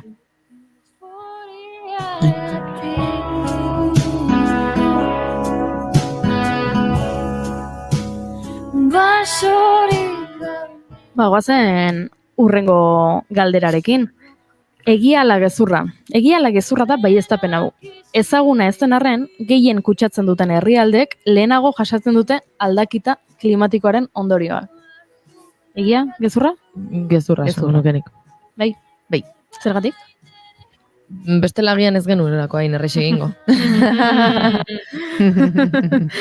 Ondoriak guk pairatuko bagenitu, agian gehiago pentsatuko genuk, ez? Bai, ni ere ados nago zuekin, beraz, gezurra mentxe klikatuko dugu, eta mentxe azalpena. Alaxe da, norbaitek esan behartzuen, eta zuek esan duzuen. Eskerrik asko, bigarren kafea. Herrialde pobretuek ia ez dute eraginik berotze globalean, baina haiek pairatzen dute gehien. Gaur egun, klima aldaketa da migrazioan lehen zioa munduan. 74 milioi pertsonak, ondo irakurri duzu, etxetik alde egin behar izan dute klima aldaketaren ondorioz. Besteak beste, uren kutsaduren, muturreko temperaturen edo hondamendi naturalen ondorioz. Gainera, emakumeak dira ingurumen eta klima arrazoiak tarteko munduan desplazatutako pertsonen 80 inguru. Klima aldaketak dena aldatzen du. Asmatu dugu, bagenekien egia zela, baina gero ez dakit zenbateraino garen kontziente gure egunerokotasunean, ez da Makarena? Nik alde batetik, bairuze galdera hau jadanak ondo erantzuten deula, eta, bueno, Betzak, kontziente geha gertatzen da, netzat arazua da, ikustean ez da kontziente izan ez dugula asko egiten hau aldatzeko batzutan, no? Egia gero fokoa ez dugula gure bakarrik jarri behar, garbi daukagu kontaminazio guzti hau, enpresa handiak eta, beste askoren esku dagoela ere bai, baina, gure egunerakotasunean gauza asko egin ahal ditugu, eta nire ustez hori da aldatu behar dugun txipa, no? Zu komentatzen zen hona azkenean, aldaketa klimatiko hau ez dugune zenben ikusten. Hemen ikusten ari gara, baina, beste modu batean, askotan, aztu egiten zaigu, no? Ez gea kontziente, ez da garrantzitsua ikustea benetan zer eragina dekan gure egunerokotasuneko ekintzak, beste herrialde batzutan eta hemen ere bai, eta hori aldatzen jotea. Esan duzun bezala batzutan naztu egiten zaigu, nahiz eta nabaritzen ditugun, eta bitxia da, ze geroz eta gehiago nabaritzen ditugu, ikusten dugu adibidez, eguraldian, ze negu laburrak izaten ditugun, edo udaran ze muturreko temperaturak jasatera iristen garen, eta aldi berean, geroz eta ohikoa da klima aldaketaren ondorioak pairatzea, baina geroz eta ohikoa da, edo behintzat diskurso horiei geroz eta hots gehiago ematen zaie, zeinak esaten duten klima aldaketa mito badela, edo gezurrezkoa dela. Makarena, zuek koordinakundean, hainbat erakundek honetan lan eginda, gai hau jorratuta, zer sentitzen duzu horrelako diskursoak eta entzuten dituzunean? Orain jendeak ukatu egiten duenean klima aldaketa existitu ere egiten denik? Gure lanetako bat bulo aurreiritzi guzti hauekin apurtzea da. Eta aurreiritzi hauek apurtzeko modu horrezena datuak ematea da. Historiak, bizitza historia kontatzea eta jendeari erakustea zer gertatzen nahi den. Gero ez da erresa mundu guztiak ez du bere gitza aldatuko, ez da gure helburua ere ez, baina garbi dagoena datok egon badaudela eta datoiek erakutsi behar direla eta saldu behar zaila pertsonai zeiden gertatzen. Gero ja, bakoitzen erabakia da datoiek zer egin, onartu ez onartu, aldatu ez aldatu, baina gure egin barra hori da. Gaur martxoak 18 eta portuak bibarku, noiz erori da sabaia, ta nola ez naiz ohartu, bizitzak eraman zaitu, zen eraman lekuraino. Erantzun ditugu, erantzun beharrekoak indiokerrek ere hemen txatean erantzun ditu eta ondo ari da gaur kiniela egingo dute esan du, bai dena asmatzen ari da, baina zozketa egin behar dugu orain zuzen erantzun duten guztien artean, ze saria dago, eta orain dikezu aipatu saria zen, ez du gintzait esatea. Eta zein dago, Juri? Saria da, Donostiako saretuzeko dendetan gastatzeko 30 euroko bono bat. Pasaden astean banatu genuen bono bat, eta gaurkoan beste bono bat banatu behar dugu. Eta nola jende askok parte hartu duen gure Instagramen jarri dugun galderetan, hemen ikus dezakezu, argiarekin ez da oso ikus. Hemen, ez dut gehiagi erakutsi naiz, ez dut erakutsi nahi jendeak zer erantzun duen, ze batzuk ez dute asmatu. Ez dituze galderak asmatu, baina tira, musika jarriko dugu ahotsari Olatz Salvador eta Rosalenena aplikazioan sartuko ditut izenak eta aplikazioak esango digu irabazle bat. Posible dela, nestik duzu estarrian, itzazoaren zabela, iraganeko esaldiz, gero azari bazara, lekuzkanpo daude zure, hauts gorden koordenada. Hau alak nahi eta aizabil hau alokatorek egin zaitu hau txaul euskiari. Badugu irabazlea, Oiana irakurriko duzu zuk bere izena? Bai! Venga, bota. Nerea Astigarraga Etxeberria. Haupa Nerea, zorionak 30 euroko bono bat, zuretzat pasaden astean ere orain izena ez nezu gauratzen saioa usten zela, emakume batek irabazi zuen, gaurkoan ere beste emakume batek aitortu behar dizuet parte hartzaile gehienak gure Instagramen behintzat emakumeak izan direla, beraz, Nerea Astigarraga zuretzat saria jarriko gara harremanetan zurekin, baina eskerrik asko parte hartzagatik eta eskerrik asko gurekin jolasean aritzeagatik eta aipatzen ari garen bezala, jolasean ari garen bitartean ikasteagatik. Makarena, esan duzu gaur azkeneko eguna, gero datuak jakinaraziko dituzu, zenbat partaide egon diren, nolakoa izan den erantzunak, jendeak asmatu duen, ala ez? Bai, beti jolazo bukatzenean datu guzti dezkau, eta interesgarri izaten da, ikusta ze galderak dira, no? Gehienak batzen diana, zientzuk ez, eta bueno, kontatuko dizugu, baina, bai, aberzumuz.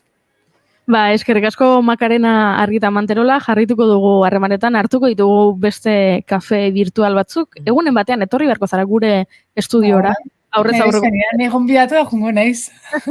Oso ondo, jarriko dugu itzordua.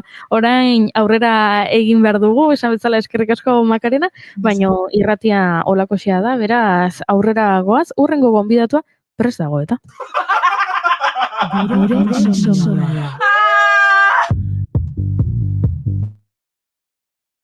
Hemen ze hartu zaigun bekatoros bat?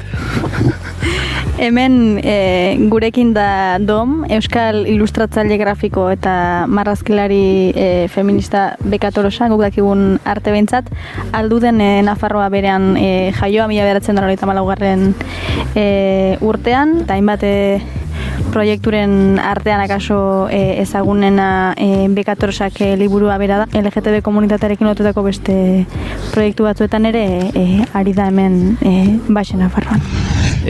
Nolatan hasten da proiektu hau, edo nolatan sortzen da gogo hau? Eta gero berriz itzuli nintzelarik Euskal Herrira, egiten nuen lana Glasgondeia askien ganatua zen. Baina iduritzen zaitan, pixkat egetxe zela han egiteaz, eta Glasgoko gizartea biziki queer baita, eta transidentitatea biziki azkarra da, LGTB-tasuna orokorki ere ikusten da denetan, kajikan ere biziki presentzia polita badu, eta beraz berriz itzuli nintzelarik etxera, pentsatu nuen, orain ene aldi zerbait egitea, nahi nuen liburu bat egin, berriz maite mindu nintzen ene lehenbiziko amodioarekin, eta... Historia hori iruditzen zaigu, fascinating. Entorri gara kotxean komentatzen lehen, eta izan da, osea. 10 urtez entzatu niz berarekin izaitea, eta memetu batez errandit, ados, hola eginen dugu. Eta beraz horrek, iman dit Alimaleko kuraia olako proiektu potolo bati lontzea ere. Bekatoros kontzeptua liburu honetan aratago doala edo ez dela kristautasunak bekatari deitzen dion horri referentzia egiten dion kontzeptu batez, beste leku batetik hartu duzula. Bai, hori da lehenbiziko abiapundua, erraitan umezala ni edo erlijio horretan bizi izaniz eta biziki azkarki, gande guziz joeten nien mezara, eta apesa egiten zen eskolara, sutitu behar ginen egunan apesa, jaun apesa, eta nana. Tipidanik deia ikusi nuen Eliza, etzela bat ere leku on bat emazte bat entzat. Eta onuk gutiago LGTB pertsona bat entzat. Eta beraz, enetzat bekatuan bizitzea da, pixka bat txiste bat, gehiago da erraitea askatasunean nahi dugula bizi. Ene ustez, bekatuan bizitzea da ere plazejan bizitzea, adibidez, lanari buruz, adibidez, pentsatzen girela gizarte batean zeintan lanaz sofritu behar dugun, eta hori biziki giristinua da ere erraiteara lanaz sofritzea eta dirua egitea sofritzean, eta adibidez, nik lan egiten dutalarik biziki maite duten lana eta bat ere sofritzen, eta beraz hori ez da lana. Zeta lana egiten duzularik behar duzu sofritu, eta berzenaz ez duzu lana egiten da plazeja.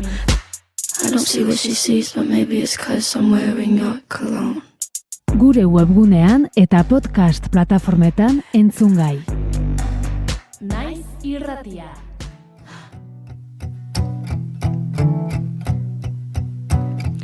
Dame fuego, tracción, camino de la perdición. Dame peso, presión, valor. Dame cuerpo, razón, presente. Ostirala da eta ostiralero bezala astebururako arte eszenikoen agenda prestatu digu Oianak, txintxo, gaur dago ikasle finetan finena izango balitz bezala, Bai. Galderak erantzun dituzu. Jarri gaituzu hemen zea baten, azterketa gaindituta. Gaindituta eta ondo gaina. Bidaiaren azterketa gaindituta. Osondo. Giza eskubideen mugitu jolaseko azterketa, azterketa jolasatzen, baina gaindituta. Eta orain, etxeko lanak eginda, asteburuko planekin. Earki guaz bide honetik, ez dago, Juri, ondo Oso ondo ikasten zaz, egia. oso ondo Ikasturte amaiera da, eta ja bakizur dana man Bai, dena man berda Eta zer egin hasiko gara? Ba, getxora jungo gea. Bertan egongo direlako musike barren gaur arratsaldeko 7:00 vaginaren bakarrizketak lana eskaintzen duten 3 aktoreak. Almazenean hauek ere astebururo ostira laruman eta igande. Eta holaxe daukate. Gaur Ermuan izango dira. Bihar Igorreko Lasarte Aretoan 8:00 eta igandean berriz Lezoko Gezalan. Beraz, asteburu osoa beteta berriz ere Zuaitz Gurutxaga eta Iker Galartzak. Eta beste antzerki emanaldi bat Masustondoaren patioa gaur Zumaian arituko dira bertako Aita Marin, arratsaldeko 8:00 Baiben konpainiak egingo duen lan hau, ama gaixorik dagoen, zainketaren inguruan hitz egiten duen lana. Interesgarria.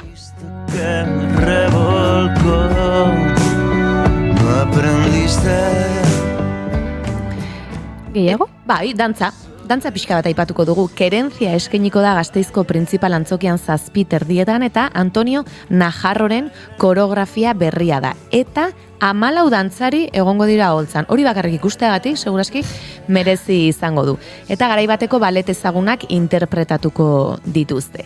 Aurreko astean aipatu genuen Nafarroan dantza garaikideko jaialdia ospatuko zela eta bertako, asteburuan zehar egongo diren aipamen batzuk egingo ditugu.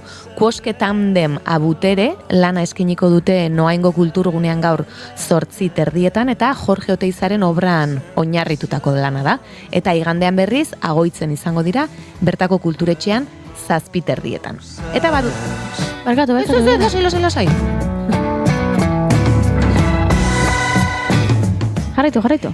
Jaialdi honen baitan, Luz Negra, joan den astean ere lan honi buruz hitz egin genuen, Bianan izango da, bertan, arratsaldeko 8:00 eta argiaren garrantziari buruz hitz egingo dute. Eta Bipe Destrukzion berriz, Antxoainen izango da, 6:30 eta Bikizaki, oinen gainean ibiltzeaz aspertuta, hasiko dira beraien artean jolasaren bidez, begira jolasa berriz ere hemen, beraien artean hori ibiltzeko beste modu batzuk bilatzen, eta igandean San Adrianen egongo dira, bertako kulturetxean atxaldeko 7:30. Justo, abestia bukatu da. Baina beste jarriko dugu. Abidibidez, ibilbide diren anelidoak zer bitza zaizu. Earki. Zenbat denbora eman dezake iraultzaile batek anelidoak ikertzen. Jarraitu. Baina Nafarroako dantza jaialdi honez gain badago dantza gehiago eta Losing Faith Gasteizko Aristipiel Calzados dendan eskainiko dute. Pieza laburren jaialdi bada Gasteizko denda ezberdinetan eskainiko dena eta apirilaren 16tik aurrera eskaintzen dira. Antzerkiare badago, baina antzerkirik euskeraz ez dut ikusi dana, ordun dantza ikuskizunak izango dira aipatuko ditugunak. 6etan, 7:00 gutxi eta 7:30 eskainiko dute ikuskizuna eta 150 gramo jaialdia da aipatutakoa. Baina badugu dantza gehiago, Beasainen Batu eskainiko dute Dolarea parkean, 7etan Node konpainiaren lan hau, eta Fugas eta Otenpodiz bi kale pieza eskainiko dira Galdakaon, bertako markesina batean. JB Uriarte 27 helbide zehatza euria egingo balu beste leku batera mugituko litzateke, baina ez du olako itxurarik. Eta lehen koreografia Matxalen de Pedrorena da, eta bigarrena berriz Asier Zabaletarena. Formendako kontzeptu egokira ongi ezitako pertsona dotore ez diote Eta larumaterako proposamenak antzerkia Kortxoaren dilema eskainiko du tartean teatroakek, Amore Bieta Etxanoko Zornotzaretoan 8:00. Esnearen kolorekoa, lana hau Lasarteko Manuel Lekuonan eskainiko da ordu berean, 8:00, eta Tutunplatz, Jon Plazaola, Lemoan izango da, bertako Kotxepin kulturetxean 8:00. Eta dantzare izango dugu bihar. Shine, Lasala konpainiaren lan hau Durangon izango da, San Agustin kulturgunean 7:00. Go Figure, Gaztezenan, Donostian 7 erdietan.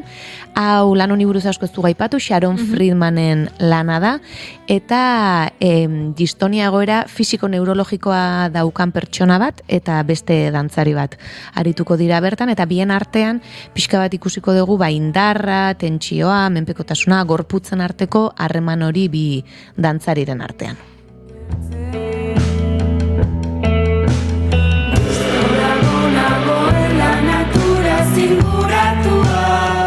Baina gehiago ere badaude. Bai, joan den astean aipatu genuen dantzaz konpainiaren distirak lana, bihar Eibarren izango da, bertako kolisio antzokian 8:00. Eta Bilbon, Bilbozarra kulturaren erdigunea jaialdia ospatuko da, eta horren baitan Bilboko Berregin Museoan lan ezberdinak egongo dira 7:00 aurrera. El espacio de los límites 7:00 eta el arte de no ser 7:30.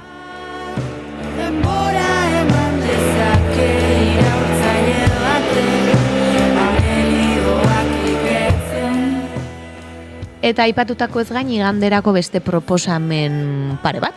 Ez tokiru euskal musikaren benetako historioa akustiko formatoan Oiartzungo landetxe kulturaretoan egongo da 7:00, Olagarrua antzeslana berriz Berastegin eskainiko dute, eta aipatutako Bilboko jaialdi honen baitan Apoiatura dantza ikuskizuna eskainiko da Bilborroken atxaldeko 7:30. Hortxe dituzue proposamenak, mordoa egia esan, orain lanak aukeratzeko, ze ezabatere erraza izango, baina oianak etxeko lanak ondo eginda, ekarri dizkigu proposamen ugari, beraz. Aukeratu bat, joan ikustera, eta astelehenean entzun Bigarren kafea, eta gure txatean kontatu, ea zer iruditu zaizuen.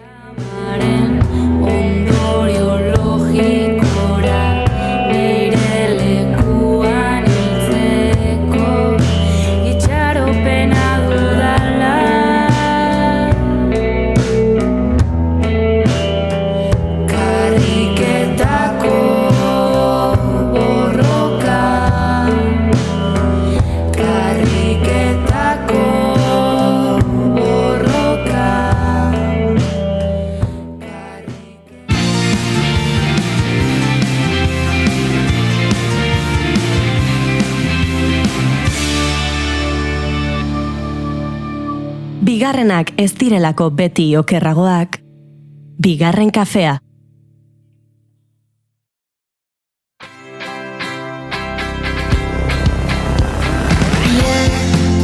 Me contactaron de la estación espacial de Teruel. Al parecer habían perdido un extraterrestre. Lorea Intxaustioregi, Donostia. Aktorea. Loreak txiki-txikitatik izan du arte aldamenean. Euskal dantzan hasi zen oso txikia zenean. Akordeoia jotzen zuen, irakurtze asko gustatu izan zaio beti, eta antzerkia 14 urterekin ezagutu zuen. Urte gogorrak bizitzen ari zen eskolan eta antzerkiak eta bertan ezagututako lagunek asko lagundu zioten. 14 urterekin izeba batek Intxaurrondoko gaztetxo taldean casting bat egiten ari zirela komentatu zion. Bere liburu maitatuena antzezteko hain zuzen ere. Charlie eta txokolatezko fabrika. Dantzatzea gustuko izanik, aurkeztea pentsatu zuen, eta hartu egin zuten. Gainera, Charlieren papera egiteko. Orduko ilusioa gogoan du, eta bertan hasi zen pasioa, bere ogibide bihurtu da. Para volver allí. O más bien, como es que es... Beti izan da oso ikasle ona, eta naiz eta argi duen, bere ibilbide profesionala interpretazioarekin lotu nahi duela, enpresen administrazio eta zuzendaritza eta ingenieritza informatikoa ikasi ditu, eta egun, taen ari da interpretazio eskolak hartzen. Beste hainbat formakuntza ere jaso ditu, bikoizketan, zuzendaritzan, eta abar. 8 urterekin ikusi zuen Goazeneko pelikula, eta ordutik, telesaiaren zalea izanik, bertan 5 denboralditan june izatea oso polita izan da. Asko hor ezagutu dugu, baina bere ibilbidea ez da telesail honetara bakarri mugatzen. Baia semanitan ikusi ahal izan dugu, Netflix 2.0, eta orain gutxi Movistarreko koitzi duen Muertos SLN ere badabil. ¿Cómo es que no me lo habías dicho antes? Hey mamá, soy un alien. ¿Cómo es que no me lo habías dicho antes? Antzerkian ere aritu izan da Gaztetxo antzerki taldearekin 2015ean hasi zenetik. Talde honekin beste 8 musikaletan aritu da. Matilda, High School Musical, Annie, Fam.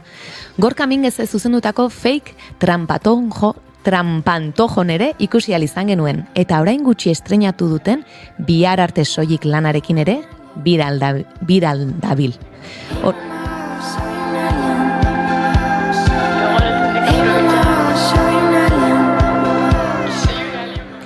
Honetaz guztiaz gain, aurkezpenak egiten ditu. Bikoizketan aritzen da. Avatar bikoiztu du duela gutxi, eta edozein proiektutan parte hartzeko prest agertzen da beti. Antzerkiak bizitzako momentu zail batzuetan aurrera egiten lagundu zion, ziur, baina batez ere aurrera egitera eraman duena bere heldutasuna izan da. Oso gaztea izan arren gauzak argi ditu, erabakiak hartzen ditu eta sekulako profesionala da. Pertsona ederra izateaz gain. Gaurkoan hemen dugu bere ibilbide oparoa gurekin elkarbanatzeko prest. Ongi etorri bigarren kafeko kafeutxera, Lorea Intxausti Oregi. Eskerrik asko, unkitu inaiz, ipurdia jarri zait, denetiko jana zurkezpena. Bueno, dana egia da, Esan dute guztia egia da. Bueno, hankaren sartzen ematin dut, baina auskeran. Ez, baina kontatu duzuna dena egia da. Askotan... Gainera soiula alien hor fondotik abestia marerena gustatzen zait. Irakurri nuen abesti hori gustuko zenuela, eta esan dut, hortxe sartuko dugu nola. Hemen ez dago kasualitaterik, gau dena prestatuta dago, Lorea, ez pentsa. Bueno, zer moduz? Ondo, gogotxu, mentzekin dituzketan aritzeko. Ondo, lehenengo galdera beti tarte honek kafeutxe izena du, gure irratsaioak bigarren kafea, eta lehenengo galdera beti, errepikatu egiten dugu ostiralero, eta galdera da, ea kafea gustoko duzun ala ez? Ez. Sentitzen baina ez. Ez. Ustet zuei ere ez, ez da? Zentzundet beste saioren. Horrela bai. June, fantaitezke, jazta. Vale, bueno, vale. June, bakarra zara. Ez ustet, kafea fikzioan bakarrik hartu detela, behartuta. Eta jartzen dizutenean, ezin dizute jarri beste zerbait, Coca-Cola edo horrelako zerbait. Ezakit, behin bakarrik izan zan, da esan nuen galorea, jazta. Oido, ze profesionala. Hori, esan deni profesional bikaina da, bai, argi dago. Zuri tokatu zaizu noiz bait pelikularen batean edo kafe hartzea? Kafea ez dakit erretzea, bai. Tokatu izan zait, ben baino gehiagotan, bai. Neri behin, Fake Trampantojo antzerki obran berez nire pertsonaiako bazukan estena bat, eta estena bukatzen zan erretzen. Bain gaizki iten nun esan zuten, mira, zukatea, itezu, hola piztezula, eta jazta. Egia da, nik ere esaten nun, nabaritu iten da nien naizela erretzaia, hartzen dezu moduagatik, edo ke... Baina, nerean etzuten aldatu, Baina, hasingo naiz orduan beste galderekin. Bai, galdera serioekin. Bai, oso serioak ez. Aipatu du txikitatik dantza, musika, baina antzerkia berandu xio akaso ezautu zenula, 14 urterekin.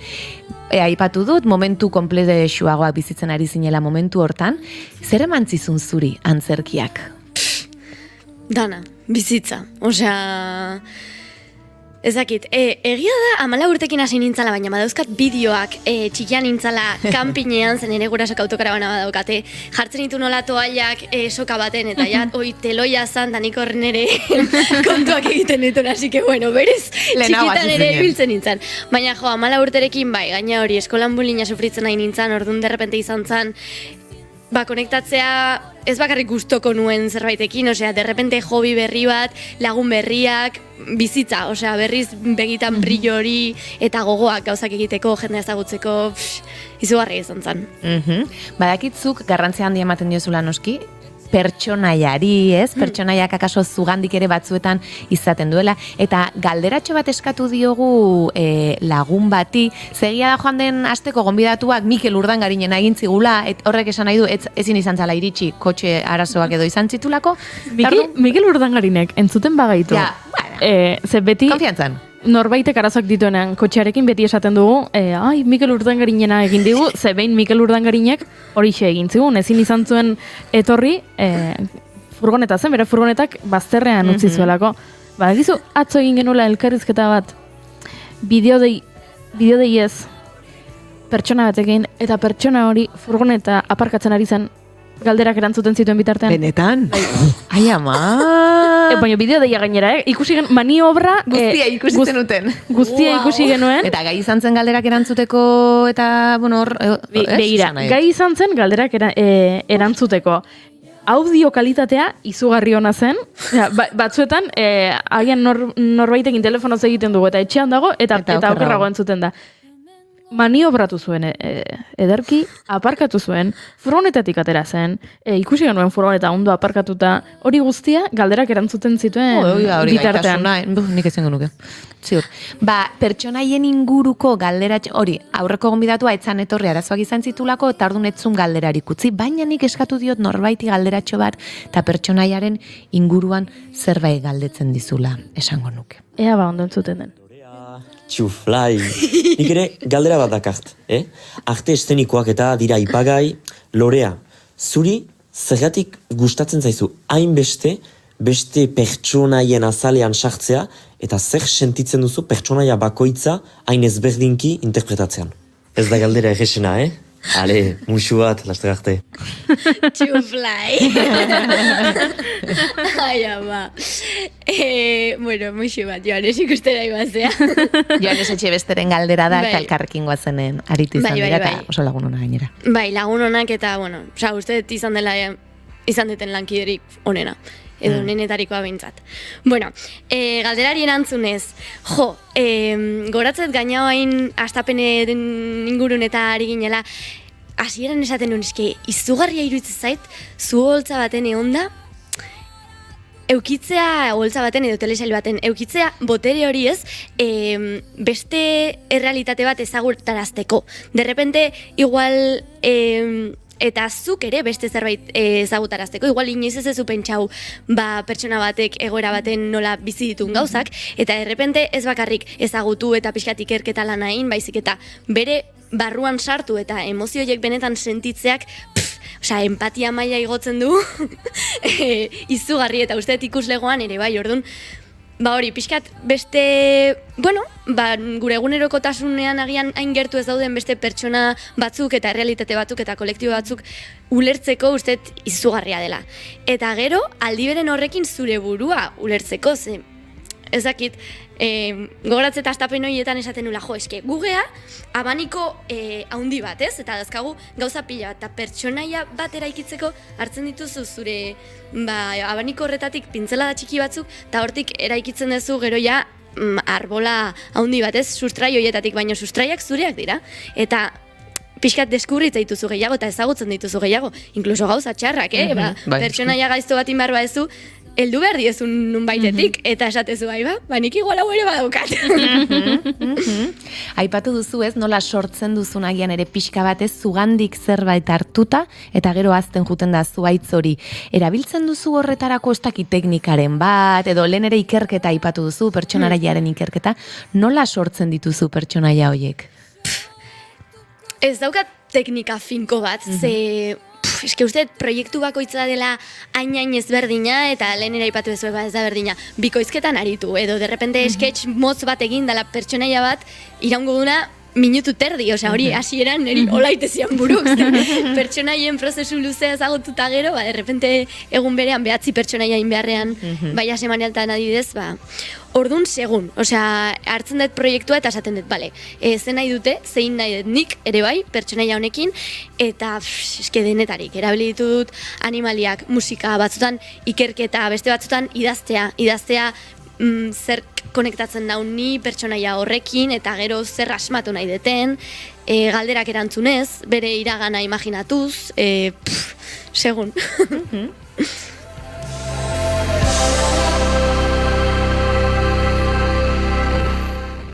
Naiz eta arte eszenikoetara bideratu, aipatu barko nuke June izan zara 5 urtez, edo?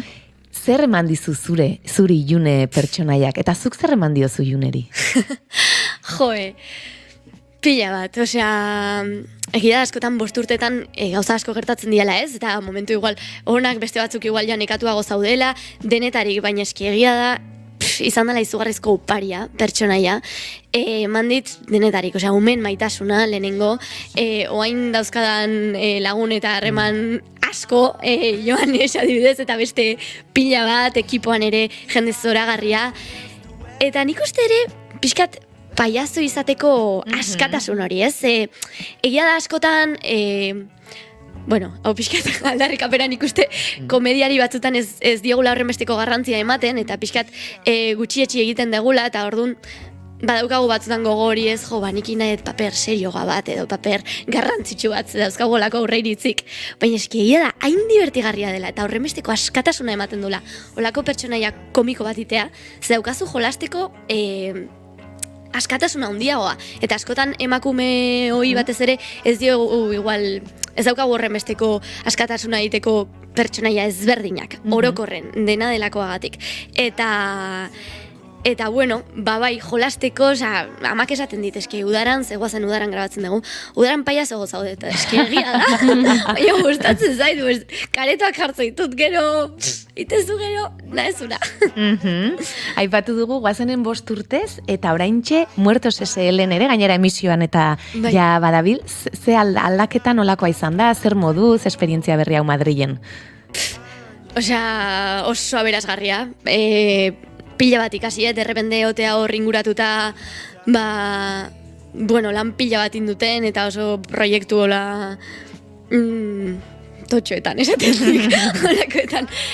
Orduan, pila bat ikasi, kidengatik, esperientziakin, danakin. Egia da oso ezberdina dela, batez ere derrepente, hasieran eta zaila itezitzaiten txiki ez sentitzea, ez? Ze ikustezu horrenbesteko esperientzia daukan jende pila bat, eta ja handaudela, etxean egongo balira bezala. Gero, seguramente bakoitzak bere inseguridadeak ere badauzkala, baina eta ni sentitzen nintzen como iritsi berri, inorken hau ezagutzen, zer da hau, eta hemen azkenengo azenen 5 urte eta gero, ni naiz hori ez, etxen bezala dabilena, eta beste lasaitasun batekin antzezten duna, orduan, burruka hori kudeatzea erronka polita izan da, ez? Urduritasun horiek eta segurtasun hori pixkanaka eraikitzea han ere.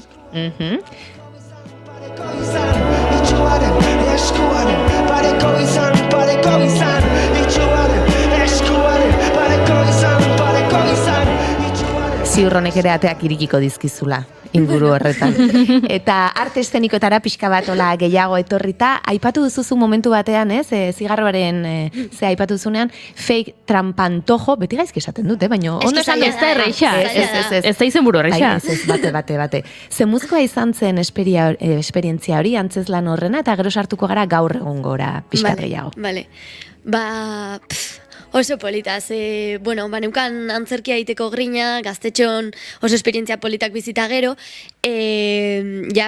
beste konpainia hola profesional batekin aritzeko gogoa neukan, eta goratzen naiz aste santua zan, deia jaso nun, eta izan zan, ke guai! Ze, egia da telebista superondo da hola, baina antzerkia izugarri gustatzen zait. Gehiago. Gehiago, antzerkia telebista baina. Segun noiz, esan behar dut. A ber, hola... Da galdera trampa pixka bat. Zer nahiago duzu? Aitetxo da macho edo... Bai. Egia esan behar da, telebistak adibidez jateko askoz hobeto ematen du. Hori hola da. Baina egia da antzerki badaukala bere magia, ez hola zuzenean aritzekoa, eta gustatzen zait. Gustatzen zaizkit biak egitea, ez aukeratzea eta oain bezala biak egiteko aukera izatea, ideal. Orduan,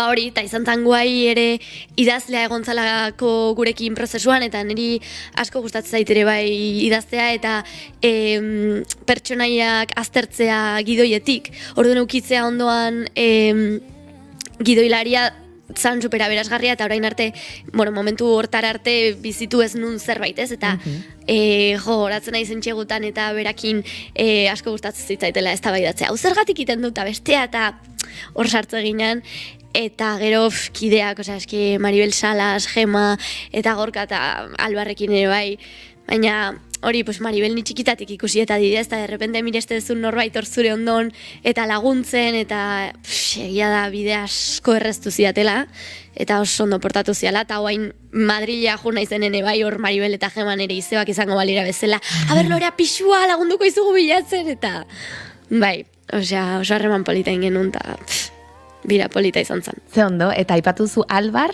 eta orain Bai. ere Albarrekin zabiltza, ez da Bai. bihar arte soilik lanarekin estrenatu zenuten otsaia martxuan. Otsailean, ez da? Bukaeran justu, Hori da. 28 eta 29. Nere Alizalde hemen izan genuen, lan honi buruz pixka bat hitz egiten, baina konta iguzu, zer da bihar arte soilik, gaina berriz ere lagunak elkarrekin oholtzan, ez da?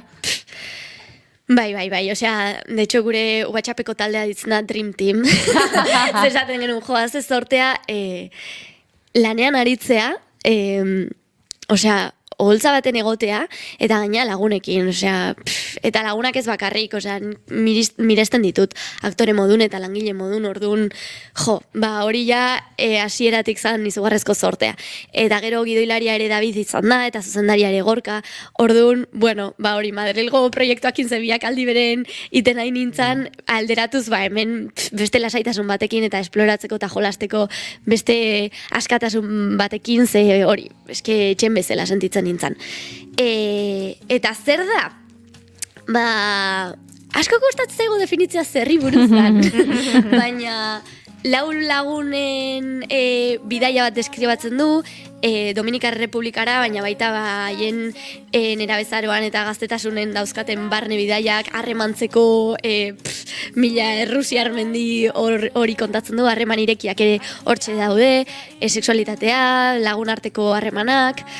Orokorren ikusten nola harremantzen gean, komunikazioa eta pixka eta hausnartzea nola harremandu nahi dugun eta ze aukera dauden.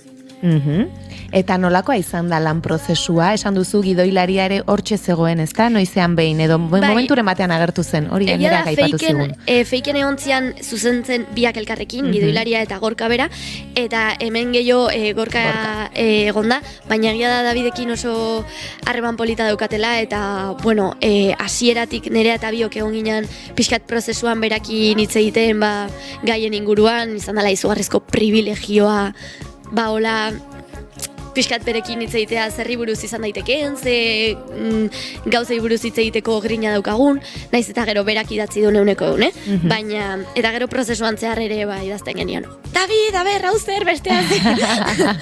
Orduan eta egunen baten ere egontzan gurekin. Kasu honetan, nerearen bikotea zara oholtzan, ez da? Ez dakit noraino kontatu daiteke, nik ez dut ikusi orainik, hori bai uste sinopsian bertan agertzen dela. Nola eraiki duzue harreman hori, nola eraiki dituzue pertsonaiak? Nire eta ni oso ondo eramategea, orduan oso erresa izan da, eta kariño handia diogu elkarri, eta ezakit, hori ez zaigu asko kostatu. Egia esan, ze... Gora batzen ez gainak, bazeniko kastinan, eta hartu nindutenen nire aman komentario izan zen. Oain hasiko ze antzesten, eta eskintzen bai zute hola sexu estenan bat. Zingo ez du, Lorea. Ani bera, guazenen hartu nautela sexu zaitez. Baina orduan, nire aman preokupazioa hoi izan. Guazen eta eliten astuta hori gabezen beste kontzeptu bat. Baina, eta egia da, segun noiz, igual izan daitekela kezkatzeko zerbait, baina eski hemen izan da guztiz kontrakoa, nerearekin ze bai badaude sexu estenan bat eta baina eski, nahin erosoa, gainagu biok hitz egiten dugu sexuaz, oso naturaltasuna hondiz, orduan eski ez da, hori pudorerik esateko, hau ez, bestea bai, minartzen nahi naiz, emantzazu buelta, guazen koreografia itea, eta hori, lasaitasun osoz, eta oso eroso. Nola utzi nintzen. Nik Lorea galdetu nahi nizuke egin dugu telebistatik holtzara salto eta horrela, baino aipatu duzu telebistak jateko hobeto ematen duela, antzerkiak baino, eta badu beste gauza bat telebistak baita ere, agian funtzio bakoitzan, baino jende gehiago biltzen dela atal bakoitza ikusteko, eta tamalez horrela da, guk hemendik beti antzerkia aldarrikatzen dugu, baino telebistak badu botere hori, eta jende askok ikusi zaitu telebistan, eta jende askok ezagutzen du zure aurpegia. Zer moduz damakizu ospetsu izatearen hori? Segun noiz, ia da orainik arrara ite zaitela ospetsu bat, esaten. Ni ze uste ez zeala inoiz oitzen. goratzen naiz pandemian itxi gintuztela eta ja guztiz ahaztu nuen, gero irten eta eske burun daukat gelditu nindun lehenengo pertsonaen aurpegia, ze arraroa da, uste ez dakite, igual batzuk ja esateute ez, baina nire burun oraindik raroa da, kaletik jun eta nik ez dut norbait ezagutzen, baina pertsona horrek ni ezagutzen nau. Osea, hola iteit buruk. Eta orduan, bueno, seguntzen momentutan, egia da guazenengatik adibidez umeen aurpegik ikustea eski izugarria da, eskintzen diezun 10-15 segundukin ja derrepente irribarre bat ateatzea da, como barita magiko bat eukitzea bezala batzutan orduan, oso polita da hori eta oso esperientzia politak izan ditut, denetari gertatzen zaigulako.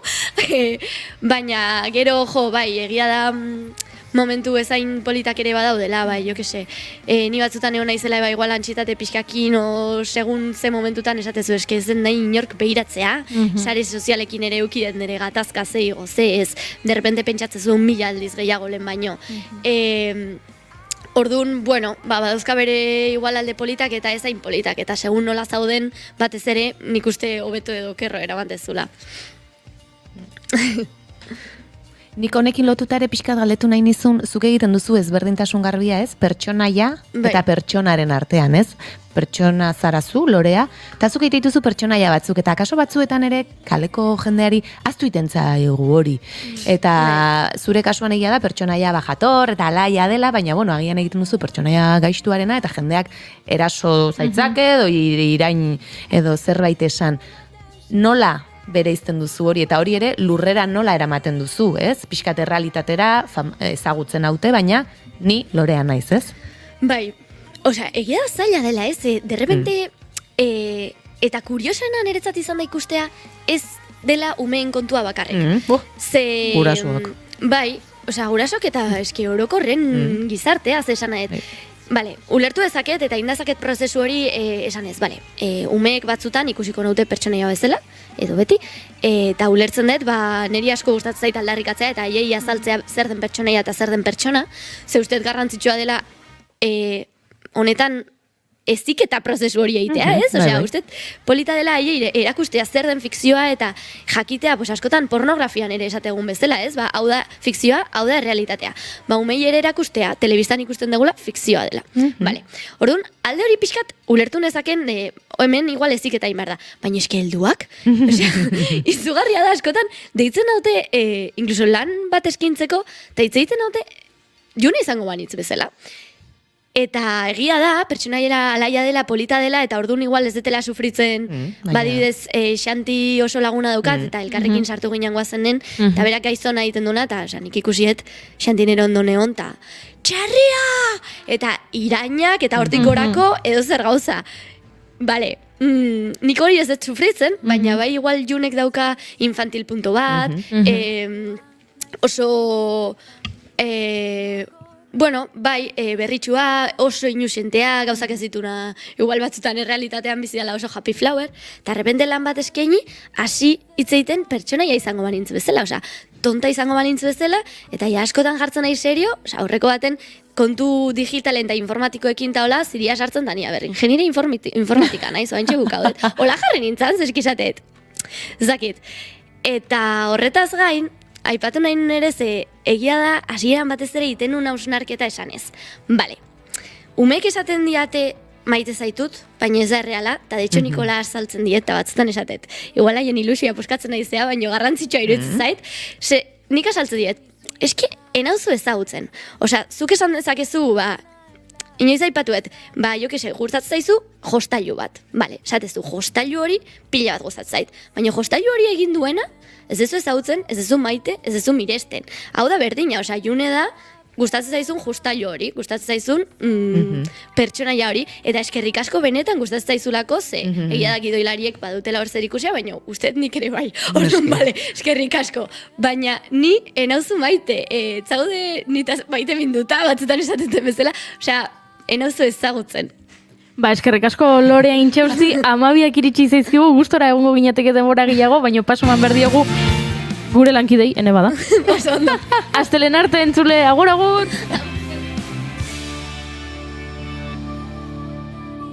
Keep calm and bigarren kafea.